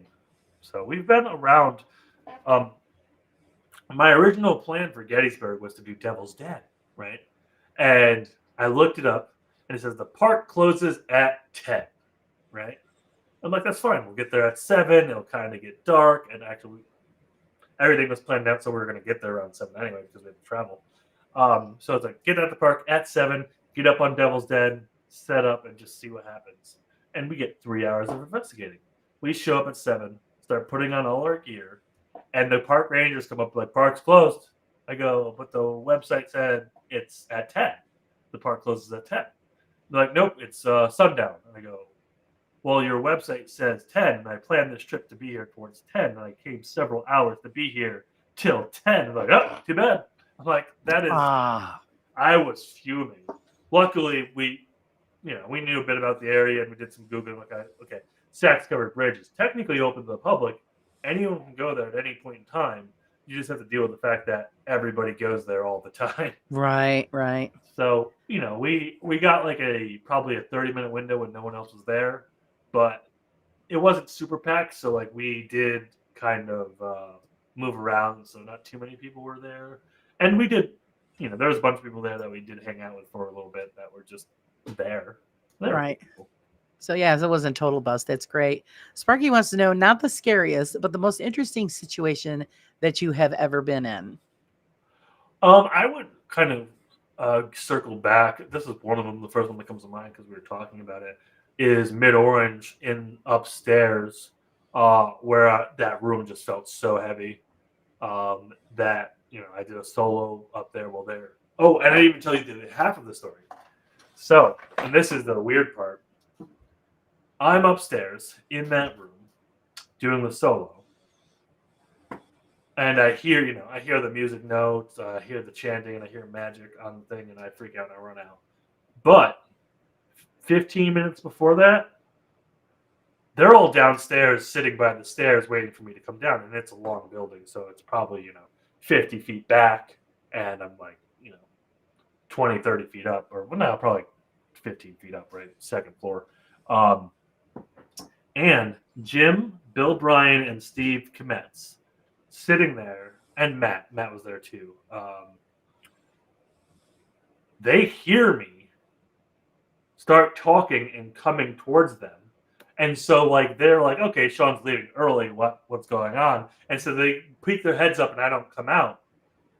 And like I have it on the camera, I stay where I'm at. So they think it might have been like a mimic that was like mimicking me to like try to get them up there too. But yeah, it was just such a weird dynamic. They're experiencing that. I'm experiencing all the things I'm seeing. And that room just felt so oppressive. What was the history of that place? It was originally a correctional facility for young boys, and then eventually turned into a actual correctional facility or prison. Okay. And then it closed down in. It was opened in like the 70s, closed down in the early 2000s. And that's great because then you get a bunch of modern ghosts who know actually how to use it. Right. They know what you're talking about. When I say antenna, they know what I'm talking about. Right. Steph wants to know, have you ever, let's see, she goes, I've stayed at the Farnsworth and been petted there. And then I've heard that's a thing at the Farnsworth. I haven't been to the Farnsworth, though. Then she says she finagled her way to stay till 11:30 there. A little around the top and Devil's Den in July. I was there. Oh, so she got her way through there. I will neither confirm or deny that I approve of that message. No, yeah. It closes at sunset, but they're all like public access roads, or you can park on the side. But exactly, I don't trespass. As somebody who does this on YouTube, that's my first rule: never trespass. But I'm not a cop. I'm just a YouTuber. So yeah, exactly. That's the thing here. A lot of stuff closes down at dusk. Yeah. But there's a lot of things like we have, the Oriskany Battlefield. And I want to go back there and do some filming at night. And I mean, you've heard of the Oriskany Battlefield. Yeah. So I told my husband, I said, well, if we're on the side of the road, we're not in the park technically. We're on the side of the road. Yeah. So what are they going to do about it except complain that we're parked there and I'm filming a field? Yeah. And that's the thing, right? And it's really if somebody calls and says you're being a nuisance. Right. But like Saratoga Battlefield, right? I mean, yeah, they can't block it off. There's places that you can just park next to and walk into the battlefield. But I've done, well, no, we never actually made the video because we just couldn't get what we wanted. But I've done the hunt upstate there. But that's one I wanted to go investigate just during the day one of these times. Bring some gear, set up somewhere, just see what happens. But they also have there is rules about filming, but you can get away with it as long as it's not for commercial use, and as long as you're not a YouTuber who's making money off the video, you technically aren't doing it for commercial use. So, right, I pretty much say, well, I'm a historian and I'm gathering information. Yeah, that's all. Sparky, thanks for joining us. We really appreciate it. We'll all be over to borrow your equipment at some point. So yeah, thanks for the sub, Sparky. Raid on Sparky's house. Yeah. Thank you for subbing. Now we will steal from you. So there you go. Hello. Hi, Leanne. How are you? Are you sane in here? Just checking. So far, we're saying so far you came from insanity, because I know there's a couple other shows rolling at the same time. So everybody's been trickling in. Everybody picked my Wednesday. How dare they? Shame for shame. Right. I did. I think I was gonna release one of my next videos next Wednesday at 8, but I think I pushed it out to like 9:30. So it's, well, hey, it happens. There's some. Well, it's it's not a live stream, so anyone can just watch it whenever, right? So I'm not too worried about butting up. I get most of my views within the 48 hours after the video is released. So right. So yeah, you never, when you do live like I do all the time, and you never know who's going to be popping up, going, yes, Seg was insane. Yeah. Okay. Yeah. Like I said, I knew he was going on. I knew that's where everybody was. I mean, the only people I see on besides you are Paranormal 54. They're cool peoples. But that's all I see. So, yeah. Well, did Seg just end, Leanne? Like I said, when Seg is on, and Seg's a big deal. So, yeah, I don't expect anybody to show up here until after he's done. I don't know who Seg is. Side eye guy. Sounds familiar. It's too hard to keep track of everything. Hey, Dragon just Seg's karaoke night just ended. That's what he was doing, a karaoke night. Well, Christ's sakes, we gotta have Sean sing to us. I don't want to, violate terms of service by causing damage to your, But Okay, well, if that's what it is, that's what it is. Let's see. Friday says, what are your favorite tools to use in or on the field? yeah, well, removing the stuff that I think the human investigator is the best tool. I think that I like the spirit box, which is a radio scanner.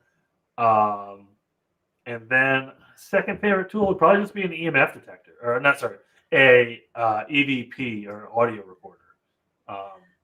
Just because I get the most paranormal evidence being audio evidence, and it's off of my just boom mic or my my EVP, my little digital recorder. So. Let's see. Yeah, that's what I get the most off of is the digital recorder. As far I as like my REM pod. It's just like I said, you don't find out anything with a REM pod. right, exactly. It lights up pretty. What kind of cameras do you use? I have an XA60, which is an IR a hand camcorder, which I usually set up on a tripod. And then I haven't used this in a while, but I have a GoPro and I have a full spectrum Phantasm camera, so I can go like all dark and see everything. But ultimately, because I do make these videos, I want high quality video. So Steve uses a Sony FS6. Matt uses a Canon E something, and they're like, they're several $1,000 cameras. Right. They're cameramen professionally, so they they're have a using the reason, good stuff. Yeah. So that's why you'll see, if you play the video we got over here still, you can see it. This is actually Chris, but he has a very good camera as well. Chris is up in Vermont. I kind of use him when Steve's not here. But you can see the high quality image we get even in low light. Oh yeah, yes, I did notice that. It's fantastic. Yeah. Leanne wants to know: do you use software to clean up your EVPs? No, I don't clean up my EVPs. I boost them, and I do always put the caveat when I boost audio, like max audio volume or treated audio. But there's nothing really that I do to it, mostly because I've tried doing stuff to it, but it just makes the EVP sound worse. But usually I just boost it. Sometimes in a video, I will, if I'm walking on rocks or it's very windy, there is a DaVinci Resolve option that allows me to vocal isolate to remove background noise. I generally will do that, but it's not that great. So half the time I just put up with it anyway. And then I still listen to all the video raw, all the audio raw, in case there is a voice. Because in that situation where there is, the background stuff gets removed, it kind of warps that voice. So I have to play the original audio for that voice anyway. Yeah. Right. Hi, Mark. Welcome. So everybody's going to start popping in here. Wonderful. We appreciate it. Friday says a full spectrum is a very misleading name for those cameras. Yes, I did misspeak. I actually got to play with an actual full spectrum camera that was made by Sony, which the Phantasm camera is just an IR invisible light spectrum camera. Well, technically it does UV too. So I don't know if it's actually full spectrum, but it does do a lot. But yeah, again, everything's branding. But I don't even really use those anymore. I just use my IR Right. or dark shots, and then it's what I use when I wander around. But the majority of the video is usually with like a Sony FS6 or a Canon E something. Right. Uh, Speaking of shots and stuff, do you take a lot of still shots as well? No. No. I am the worst at taking pictures. Just because I'm investigating. I'm not thinking like I need to take pictures. What I do is, because the camera quality is so great, I can just go grab stills, but from the video, and I kind of use all that in my promotional stuff. But Matt, our one cameraman, is a professional photographer. So like when he's like going around recording us, he will sometimes just like, and he'll have his like his photo camera on him. He'll pull out his photo camera and start taking pictures. Which, yeah. All right. And when doing those shots, has he caught anything on any of those still shots? No. I don't want to belittle photo evidence, but with higher grade cameras, you get less artifacts. Which artifacts I mean are just like corrupt data file in the pixels, right? And which can create something that looks not real or paranormal. Mm-hmm. But I find that a lot of the photo evidence that I've seen has come from like phone cameras or like Polaroids, things that aren't necessarily as high tech. I've never seen someone have a 4K camera, picture camera, or 8K photo camera have like something with like an anomaly with it. Right. And is there something to it, or is it just my experience? So Good. That's a good question. Yeah. As far as, because I've had experience of seeing some photos, and I've seen lower grade little- cameras. if I can, like I brought up earlier, the Samantha Maurer, one of our first fans, Right. she took the photo at Sachs Bridge, and it looks like two ghosts just standing there with like 8 people on the bridge. And I don't know if I can find it anymore, really, but let's see. No.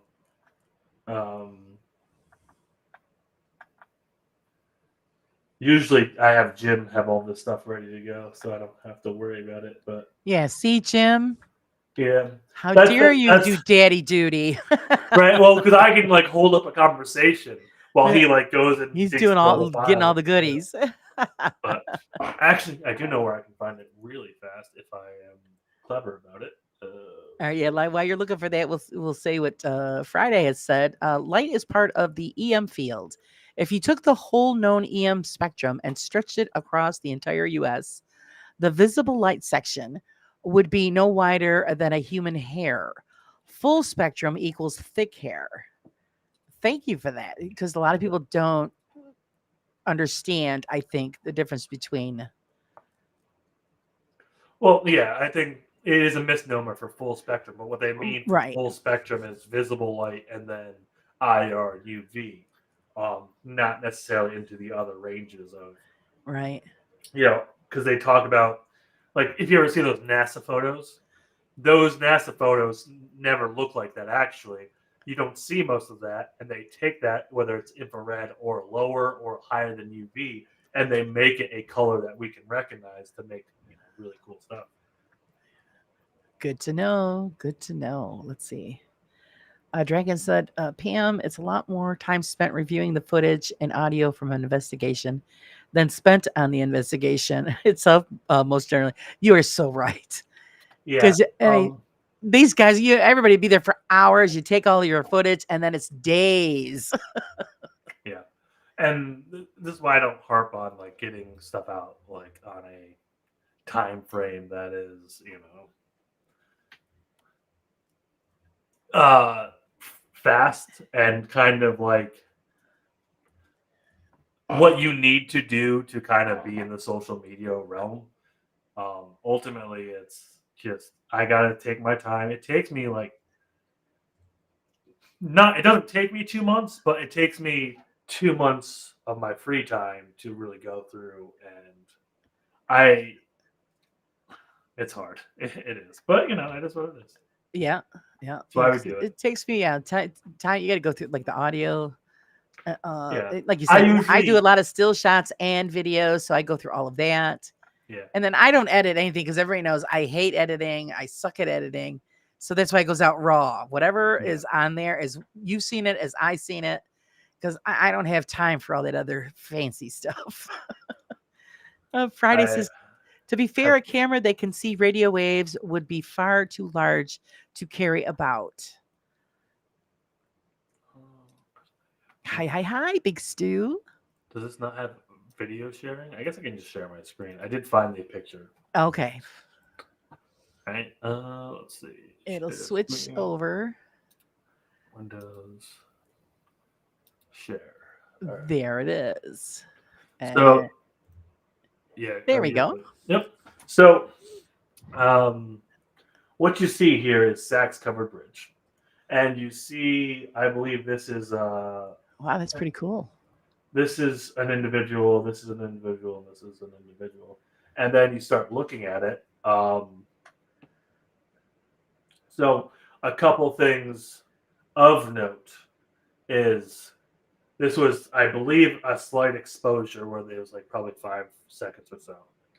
So for people who are familiar with cameras, if you like move, you can get a double exposure. Yeah. Which, looking back at this, I think that's what happened with this individual right here. I think this is a double exposure of a person, but it is see-through.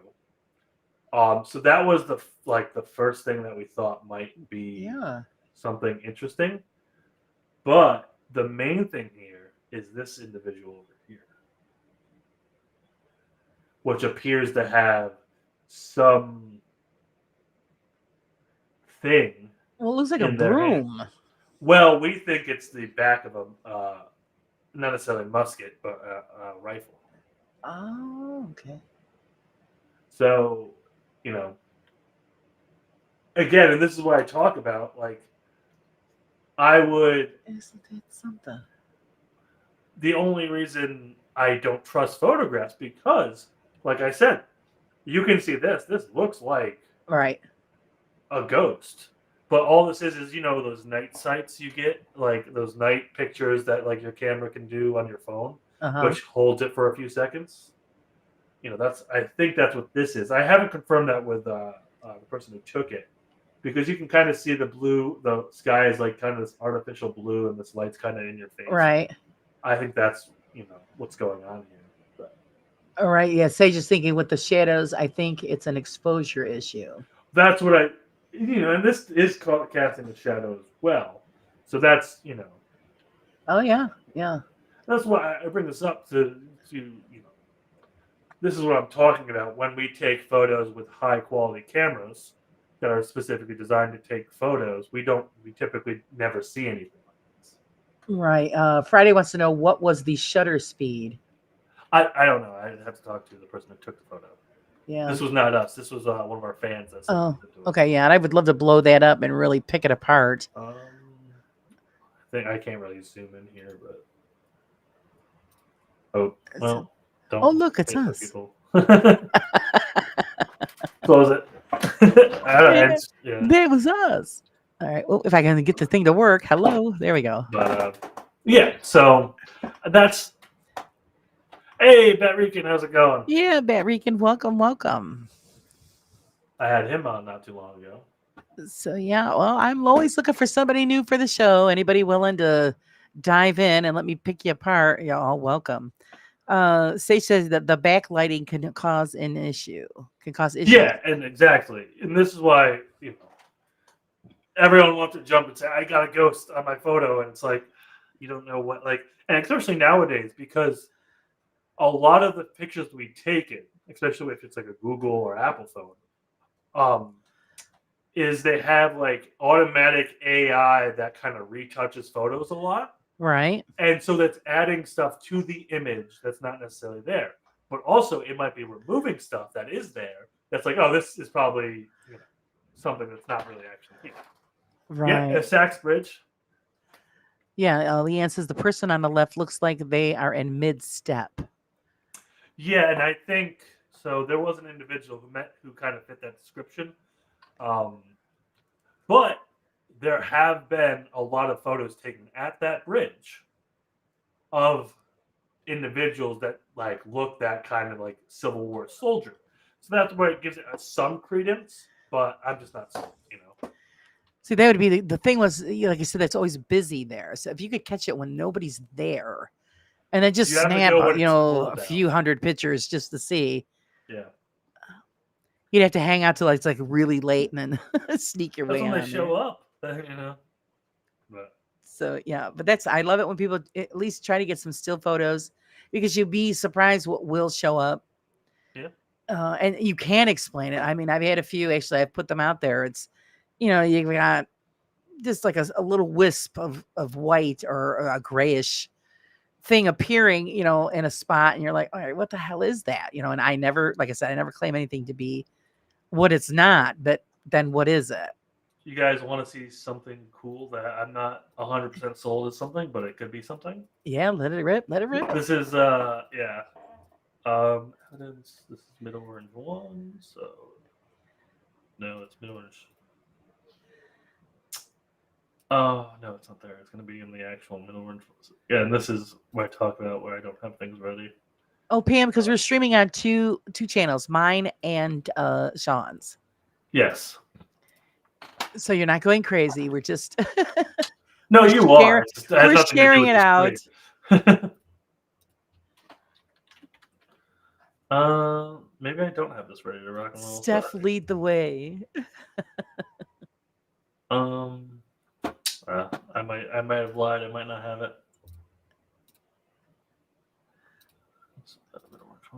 Or did I just put it in the wrong Middle Orange?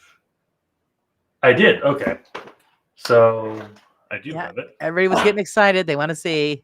I will. I am not a liar. It's not a tease. Photo tease. All right.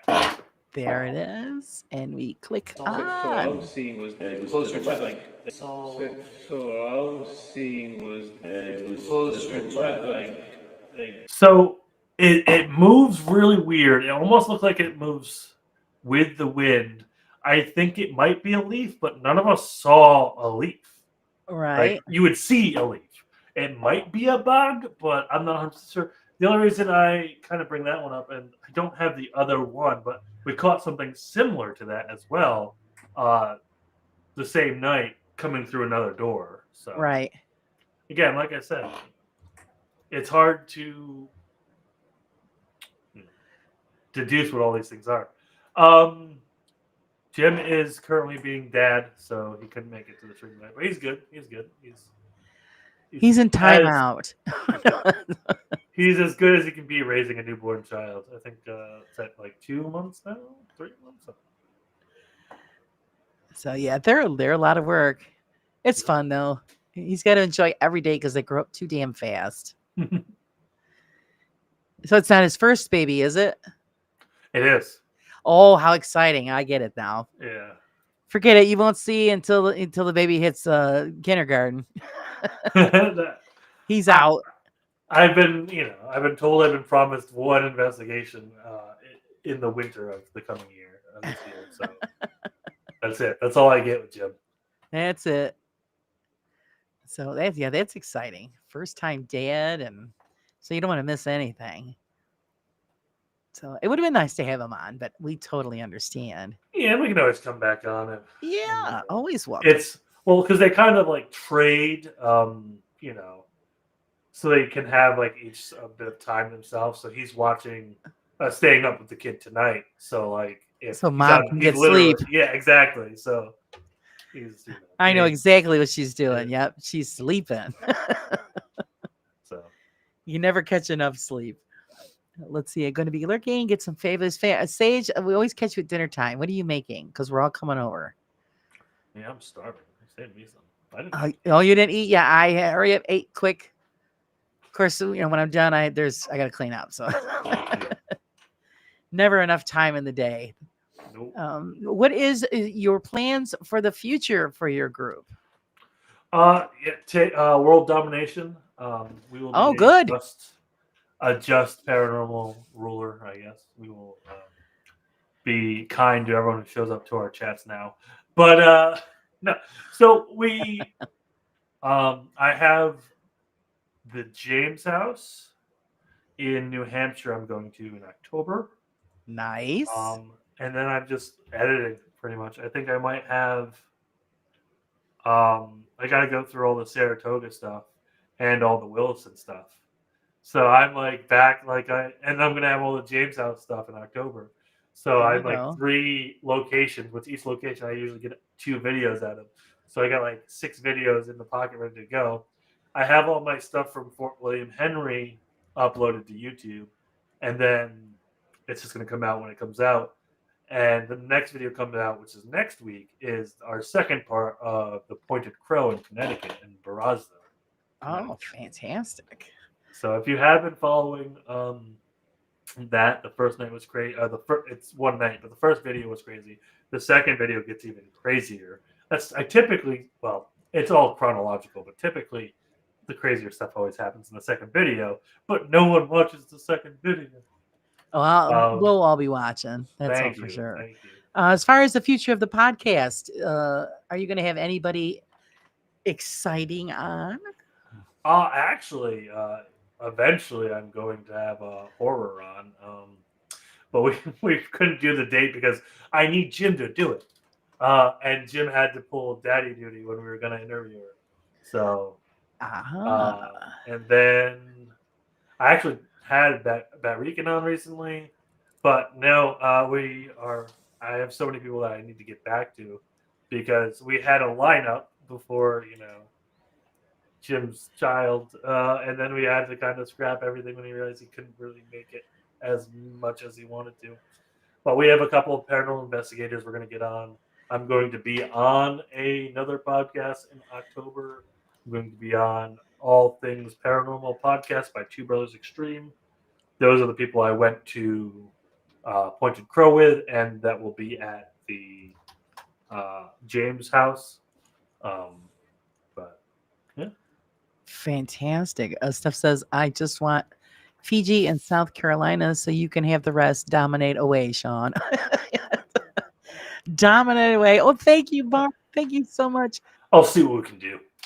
Oh, here we go for Mark. Thank you. You.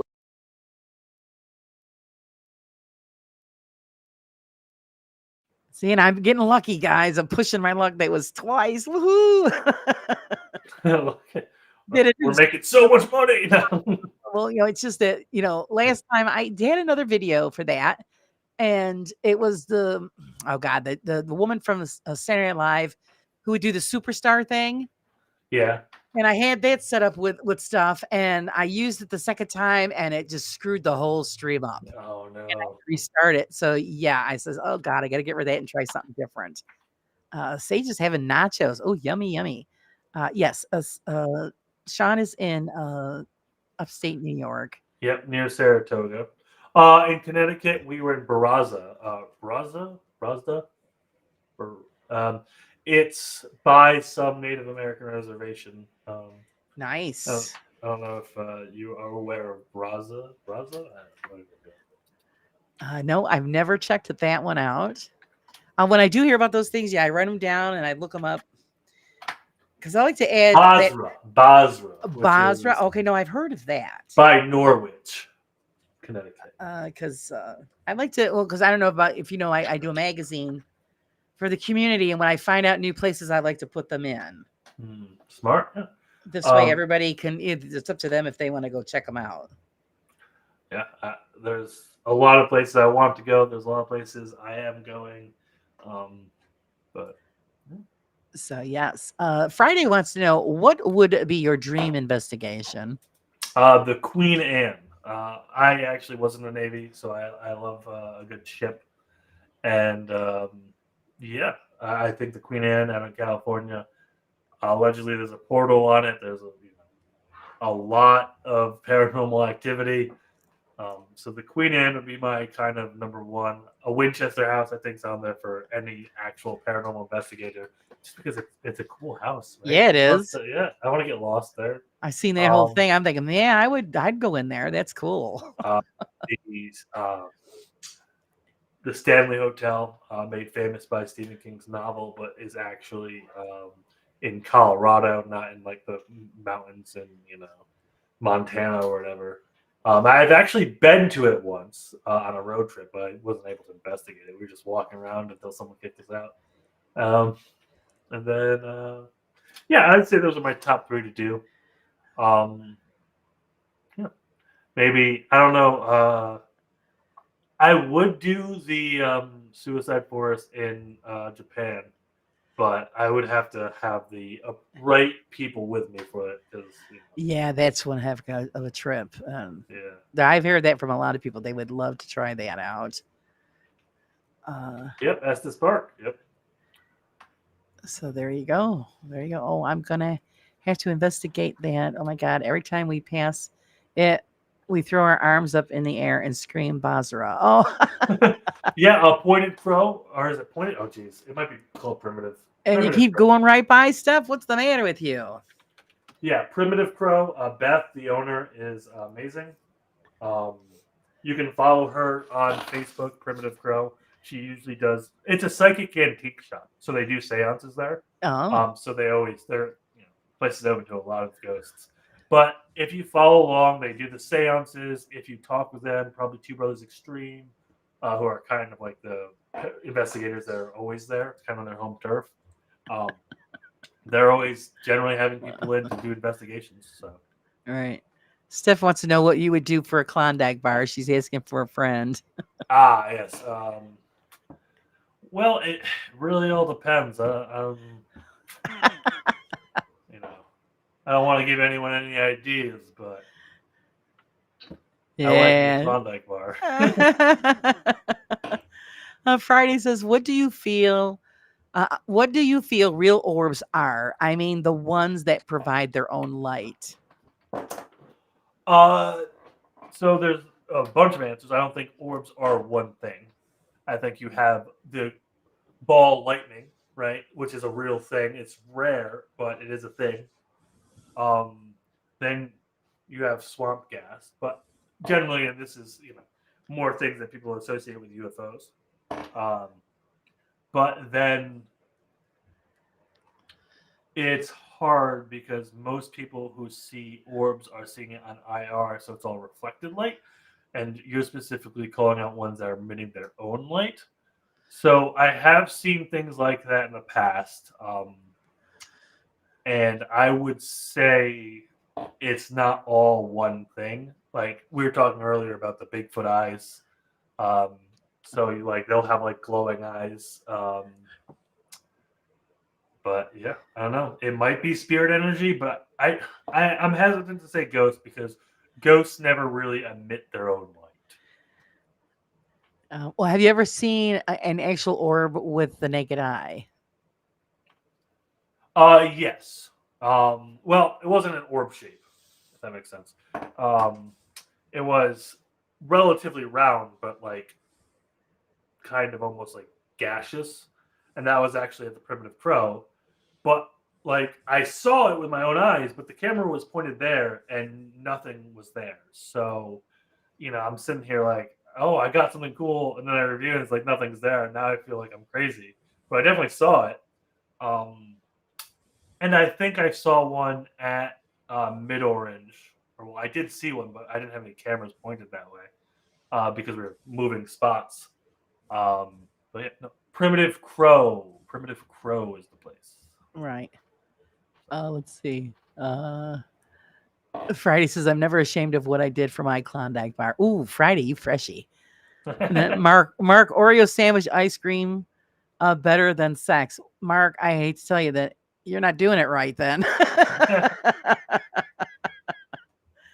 Yes, everybody. Yeah, the ball lightning thing. Yeah, it does exist, but it's not always that.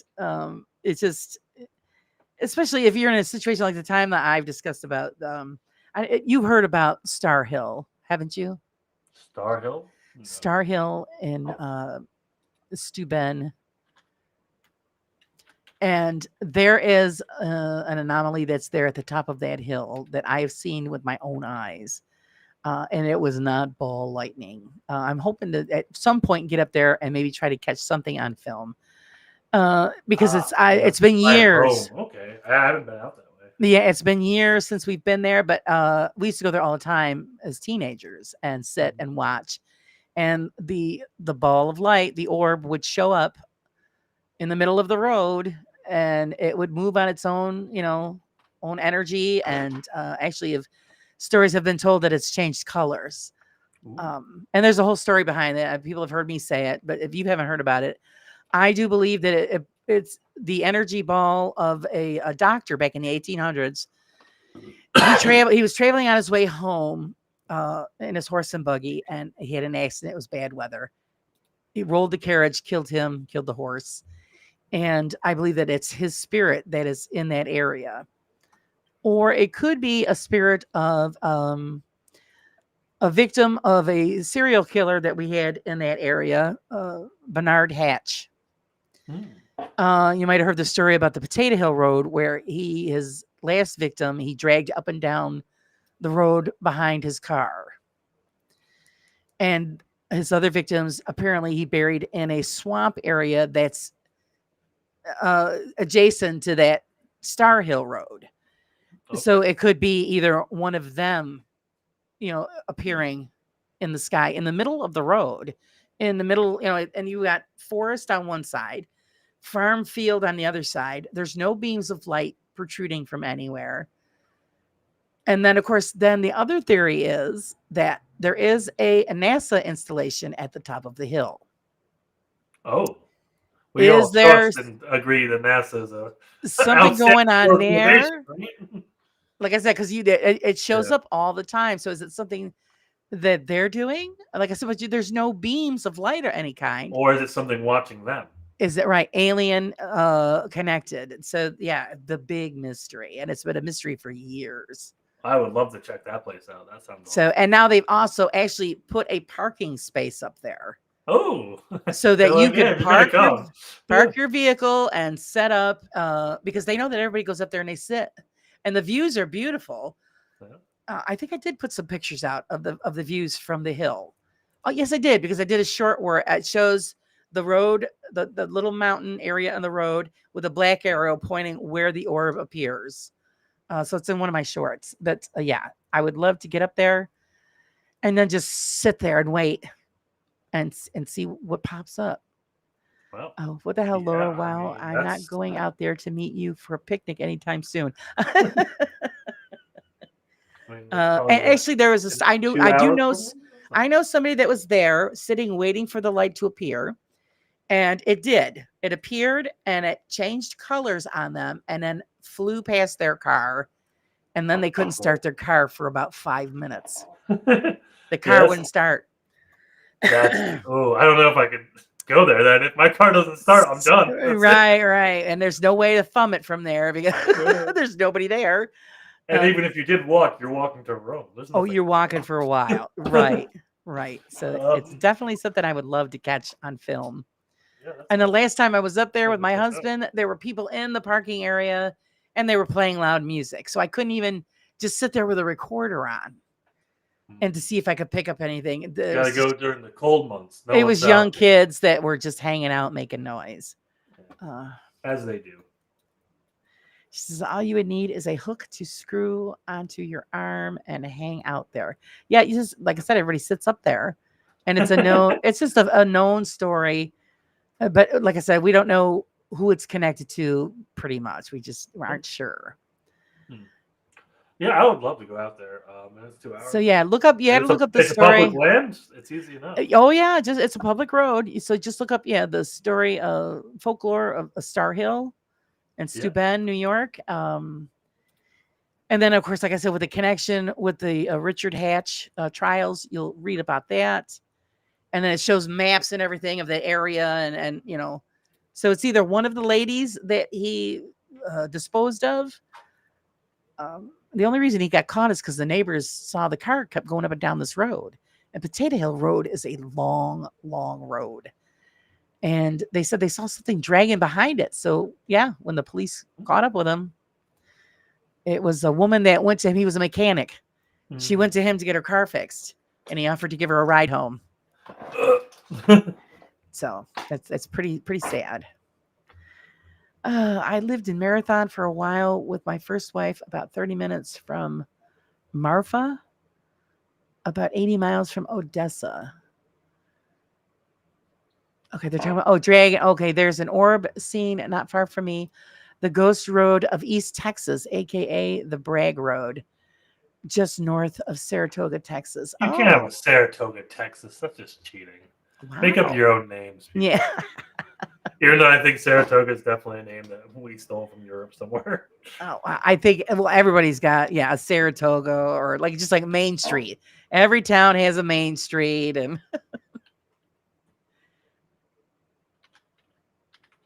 he said, a couple times the lights are interesting and see more than one at times.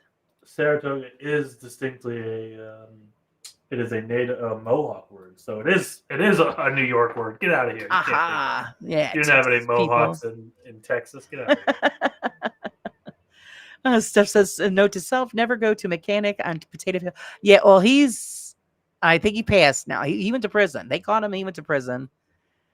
They couldn't connect all of the crimes to him, but they're pretty sure that he's the one that did it all. And it was a strange family. My husband and I actually investigated a case when we were younger, and we used to go to the library and all the stuff that we'd bring up. Oh my! And cars were missing, and he had family members that had huge farms, so they thought some of the cars might have been buried in the farmland, but they could never get warrants for those properties to do digging to find out. But he hung himself with the last one. So all I think is that poor woman, just tied to a rope and dragged. There's not many worse ways to go. Yeah, and from what they said, she was alive when he was doing it. So it just must have been horrific.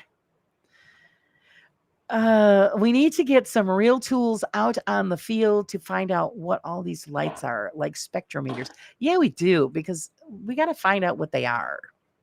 Yeah, and I've talked at length about people, like, how do you make paranormal investigation an actual, respected field? And I mean, I'm not the one to do it. I'll do my research and stuff, but I'm not a classically trained scientist. I don't have a degree in spectrometry, or is that even a thing? But there are things that you would need. The problem with science is it wants a controlled environment, and you have to have access to, say, this field for several months to do all these tests. And that costs a lot of money to have a piece of equipment and someone who knows how to use it to be out there long enough to make sure you capture something. And that's kind of the hurdle the paranormal field has. Exactly. Well, like you said, there's no guidelines. Yeah. So when you hear people say, well, people don't investigate correctly, what's the criteria? Yeah. Well, so what are the guidelines? Yeah, you use the scientific method. If you're doing it as a trained scientist would, you would trust your instruments over yourself, and you would get these readings. And you are able to. The closest I've seen with people in the paranormal field doing this is, I think, Long Island Paranormal. They have a chart, right? And they track everything. They rank every piece of evidence, 1 to 10, and they give it a point system. And it's an attempt to quantify how haunted something is. And I think that's a start. And then you have some places like My Haunted Manor, which is a Samuel Miller mansion, which is a haunted location in Columbia, Pennsylvania. And it's, it's owned by a private individual, but currently right now, this Amazon show / YouTube channel has a bunch of equipment in there. And they could, if they, do long-term experiments in there, but it's not entertaining. What they'd rather do is they would have paranormal investigators and just hobbyists come in and poke around and get scared, because then, it makes entertaining TV. Right. Which I'm not saying that's wrong because it's exactly what I do. But it's hard to, you know, Right. quantify these things Right. when there's no incentive to quantify them. Yes, Leanne. Yeah, if you want to check out somebody who's actually going down that road, APRF Paranormal is leaning more towards the scientific realm, where they are documenting things, like you said, charting stuff, pressure, air pressure, all of this stuff. Yeah. It's a new direction. I think it's great. So if you ever want to have some good guests on, Wes Yeah. and Lisa are really great people. I would love to talk about it. That's the thing. It's not a new direction. I think people have been doing it for years. But nobody the talks main about thing- it. Well, because it's not entertaining. That's the problem, right? Yeah, And you're right. Yep. In today's, field, You get more or out of today's people anything. screaming demon than anything else. Yeah, and again, I don't fault people for doing that. I like entertainment, and I like to make my investigations part of that. But you were never going to solve anything this way. And the people who are doing it that way don't have the resources and the motivation and the community backing that they should, because everyone's watching, jackwagons like me going out and going, oh, but it's unfortunate, but it's the way of the world, right? Yeah. We only devote things that we consider valuable, and the audience considers screaming our Right. heads Well, off last year, more that's what I valuable. call it. Last year was the year of the demon. Everything was demon, all the screaming. And you're right, it's entertaining. Yeah. But I like it that, like you guys are entertaining, but you don't, oh, demon, oh, it's chasing me down. No, you're making your own fun while doing a legit investigation. And it would be refreshing if more people did that. Yeah, Because they're and still going to get the entertainment. Yes.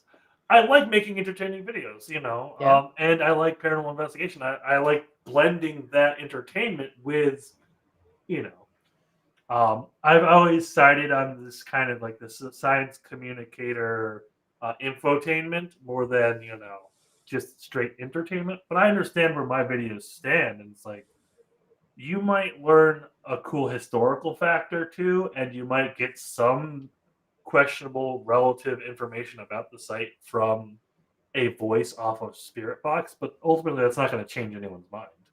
Right. Well, there's, it's two different groups. You got the group like us, they're looking for the scientific part of it, the history part of it. Yeah. And then you've got the younger people who are looking for the screams and lights and the woohoo. Yeah, I mean, I wouldn't even make it a generational thing because all that stuff started with Zach Baggins, right? Yeah, Zach And, Baggins. so like, and ultimately, I mean, you can say what you will, and I think Grant and all the guys at TAPS are good people, but the producers of that show and the networks did have to lean into that scare factor to make the show popular. Oh yeah, right? they have to go for the ratings. Yeah. Exactly. And, Yep. it's, I think, I watched Darcy- TAPS from day one, and Yeah. I enjoyed what they did. I loved how they did it, but I get it. Yeah, it's Hollywood, and when Hollywood steps in to get the ratings, you've got to put in the scare factor. and Otherwise, same thing with YouTube. nobody's going to watch it. Yep. It would be very hard to get like what are they called, APRF, because it's two different skill sets. Entertaining someone and informing someone, it's two different things. Right. There are a select few people who are really good at it, and those are some top YouTubers we're talking about now. But none of them are in the ghost hunting fields. So No, they're all flipping over to something else. yeah. Actually, I just seen a video from Omar.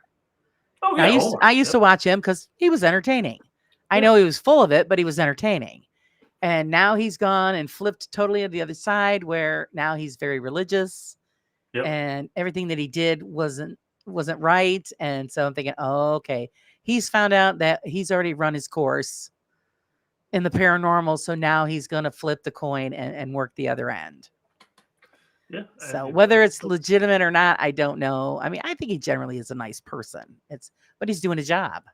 Yeah, and that's another problem. Like, let's be real, guys. If people were paying me hundreds of dollars to say demon, I'm gonna do that. Sorry, I will sell out so fast. And people become very compromised when Yeah. paying their house bills and mortgage depends on giving people what they want. Yeah. And what people want is entertainment and not necessarily realism. So you can see like Sam and Kobe overnight, and literally these are people that are paying people salary, right? They're doing it with paranormal. And so I think that should be celebrated. We just have to understand that they have to do certain things to keep them relevant. Right. And that's not Right. their fault. That's the fault of the platform and the viewers. So yes, I don't know if any one of us want to claim Zach as one of our Yeah, no, they Zach just whatever. I want. Well, yeah, I know you too don't much about wanna- Zach, and Zach is not a good person. Yeah, and that's why I bring up Zach, because it's not a problem that is a new problem. Right. And that's all, right? Like Right. you will always have these people, and like you said, like Elton over at overnight, and Sam and Kobe are a bit younger, but Elton's like my age. He's in his 30s. And you'll have people younger than him, like Sam and Kobe. You'll have people younger than him. There are some, Gen Z people doing it now. Yeah. Like there's going to be, the percentages might change, but ultimately there are going to be people who lean one way or the other. Yeah, drama means money, and it does, and that's why they get the views. And he says we all have to pay bills, but claiming the fake stuff is real, like they do, I don't like that. Yeah. So yes, Friday, I do want to bring this up because they are incentivized to having it be real. It subconsciously changes their belief structure. So I don't think most of them are faking. I think there are some that are faking, but I think a lot of them, their belief structure has been fundamentally altered to believe all that fake stuff is real. Yeah, no, I hate it when they say that. It's Demons, very murder. Yeah. Well, it's almost they're self-indoctrinating themselves into this cult of belief that is enforced upon them by the viewers, and it becomes their way of life. And they're not isolated, but they are, because they're being beheld to the pseudo religion of the YouTube algorithm, if you will. Yeah. And again, that's yeah, my that TED talk tells- on that. I mean, like you said, yeah, I agree. You look at the drama channels and the so-called fakers, and yeah, their numbers are outrageous, and they keep going. Yep. And- And that's the thing. It's not, the problem isn't them. It's the fact that the programs and the algorithms incentivize that type of behavior. Yep. So it forces people to become that. And they bring in the money. So all we need to do is just start running through a field screaming. Yeah. And It doesn't even have to be, paranormal. Just run through the field screaming like something's chasing you. well, and there is the other aspects to it. These are attractive people who know how to make things entertaining, right? So Right. let's be real. I consider myself an attractive person, but like I'm not this kind of almost hot enough to be a movie star kind of level, right? And those people will always find on a visual platform success in whatever Yes. they do. Yes. And also they already were kind of famous. And then they and this is the trend I see a lot. I see a lot of content creators who are just content creators getting into the paranormal space because it's a very easy shift and transition for them. Mm-hmm. Yes. And it's girls, boys, all of them, because there's a few of them on there. I don't know how anybody can watch them. I'm not going to name names, but all I know is my head wants to We explode. want names. Just put it this way. Drama sells. Not Let's very get bright canceled. young ladies with big boobs. That's as far as I'm going to go. And you know why they're getting the views. And Those I are my just, favorite ladies. I don't know. I will have no slander here. if it has anything to do with big boobs, it's my husband's favorite as well. So No, it's the reality. It's a visual medium. Obviously, more attractive people will sell more tickets, or views, right? right. And it's always interesting to see the people who aren't necessarily attractive gain success. Right. But then because of the success, they get more attractive. That's how these things work. But Well, you're right. Yeah, the pretty people do better.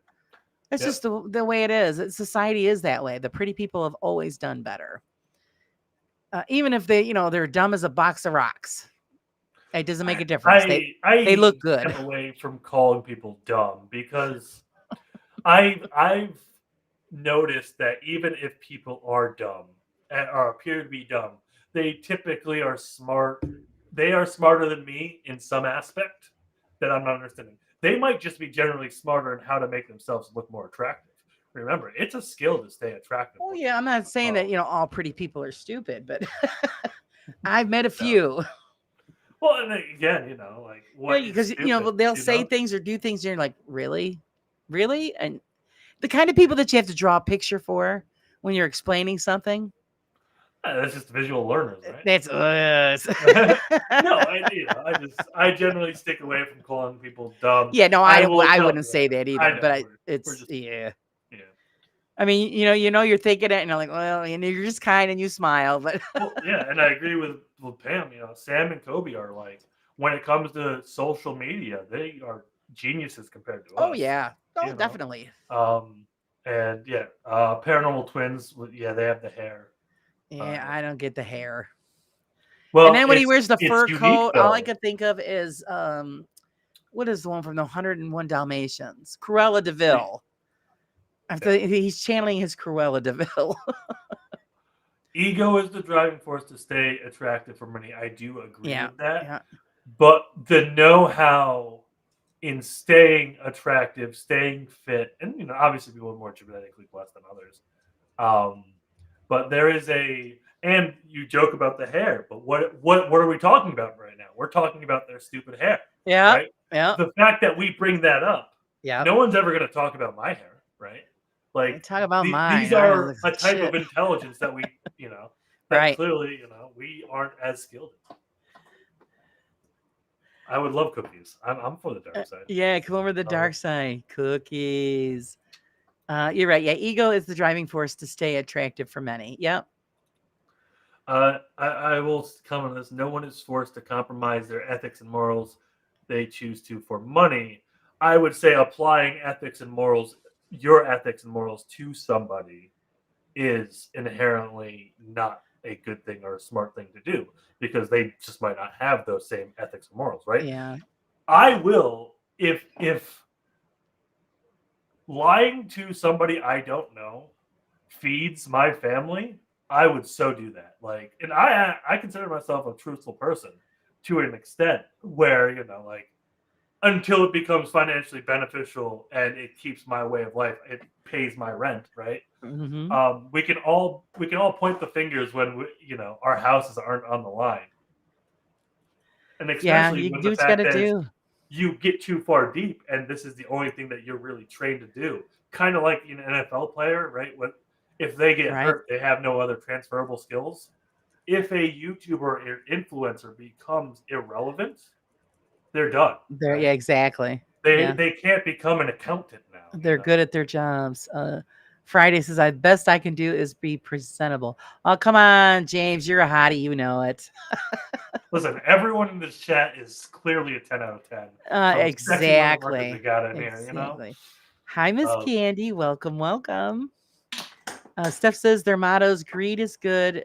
Gordon Gekko, the movie Wall Street. Greed isn't necessarily because these YouTubers, they're not. I mean, some of them are. I'll say that, but most of them aren't like millionaire house owners. Like they probably make enough to live in, like a suburb in Los Angeles, which is a lot more than most people, but it's not mansions we're talking here, people. Remember, the amount of money on YouTube is not that much. Right. And, they might make more money on other things, but. Sage, they have said that flat out that Sam's dad has been teaching them about investigating, etc., since they started. By now, they probably have financial advisors. Yeah. And so, yeah, they're not making, they've gotten a decent amount of money, but any of us could have a career that we made money off of and then learned how to invest, right? Like, but we didn't, you know. I'm just happy everybody shows up. Listen, as long as we're talking, you know. Right. It's rough when you have to talk to yourself. I've done that before, but it's nicer to have somebody to talk with. So, oh man. So when is do you have a podcast coming up soon or no? No podcasts. I don't have any recorded, but my video is coming out. Primitive Crow. Wednesday at 9, I think. I don't know. Don't quote me on that. Subscribe and get notifications, and you'll see the YouTube video. There you go. See how he worked that in? Professional. Yeah. Yeah. Does anybody have any more questions for Sean before you let him go on his way? Yes, please. I would like to, dig myself in a bigger hole. Defending Sam and Kobe. Oh no. Well, no. I mean, you're right. It is. They're entertainers. They're doing their job, and they're good at it. And I think the biggest thing I'll say is, don't think the viewers don't know. Like, they know that what Sam and Kobe are doing is not like true paranormal investigation. They just don't want to watch true paranormal investigations. They want to watch attractive celebrities run around the building screaming, acting a fool. Right. Yeah. So that's the kind of thing. Like, they're not fooling anyone, right? It's more so that the people want to be fooled, right? It's like going to see a magician. That's the way. Right. It's a trick, but you're still in awe. Exactly. And then, like, figuring out how to do it is kind of, part of the... yeah, right, Stu. Fun. Yeah. Telemarketers lie to people to feed their families. I guess the line is different for everyone. Yeah, it is. Yeah. I used to work with a gentleman. I worked with a guy who used to be mad because he had a certain work ethic. And he used to, when we would hire new people, and he would get offended because they didn't share the same, as he did. And I had to explain to him, and he wasn't, he was an intelligent guy.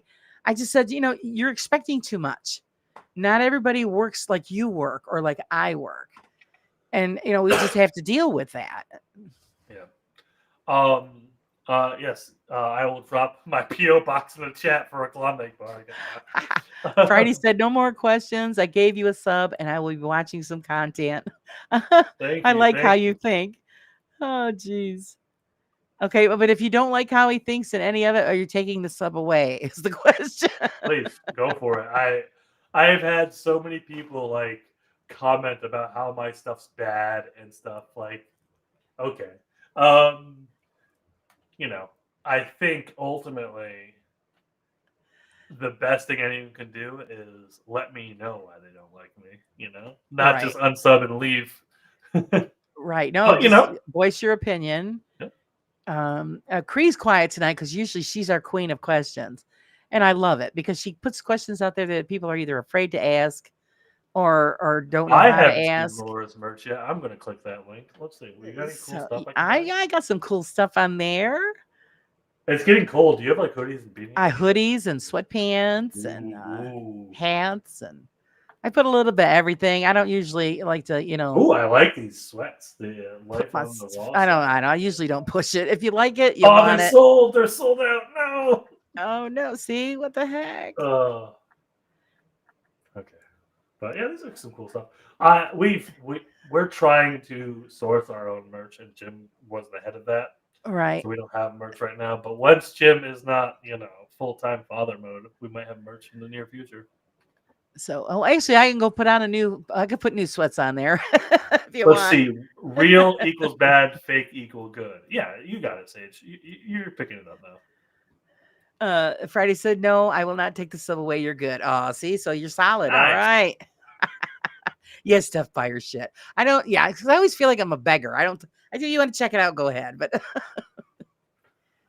I'll beg, but I have nothing for you to buy. So, actually, yeah. And I'll beg for you. Please go buy Laura's stuff. I know, and everybody tells you need to say stuff. I go, well, I feel funny, but it would be wonderful. I would love to have a sale. That would be great.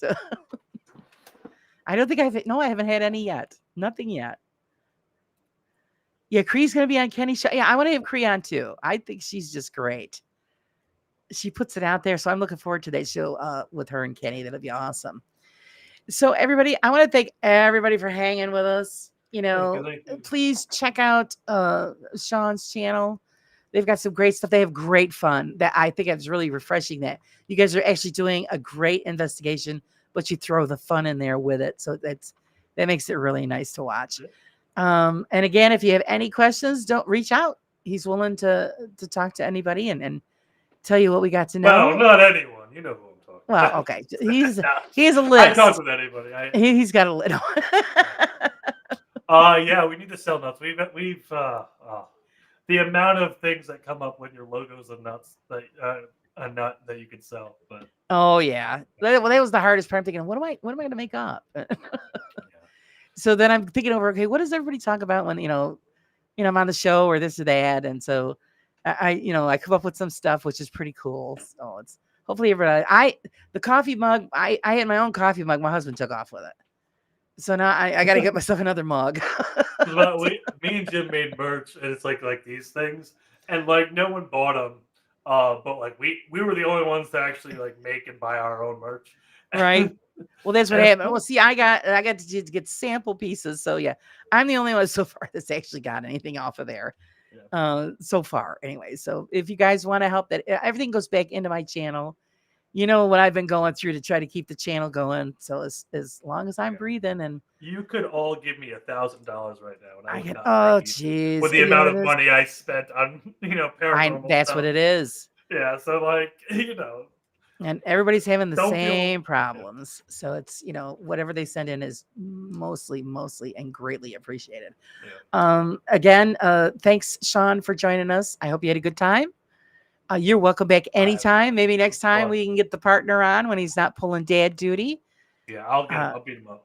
Send him our best wishes. It's wonderful to have a new baby in the house, and kind of jealous. I miss having the baby. So well, normally he pops into live, so it might be a handful tonight. it might be. I always joke around, tell everybody I'm gonna have to go out and rent a baby somewhere just so I could do a little cuddle time. So who knows? But until then, guys.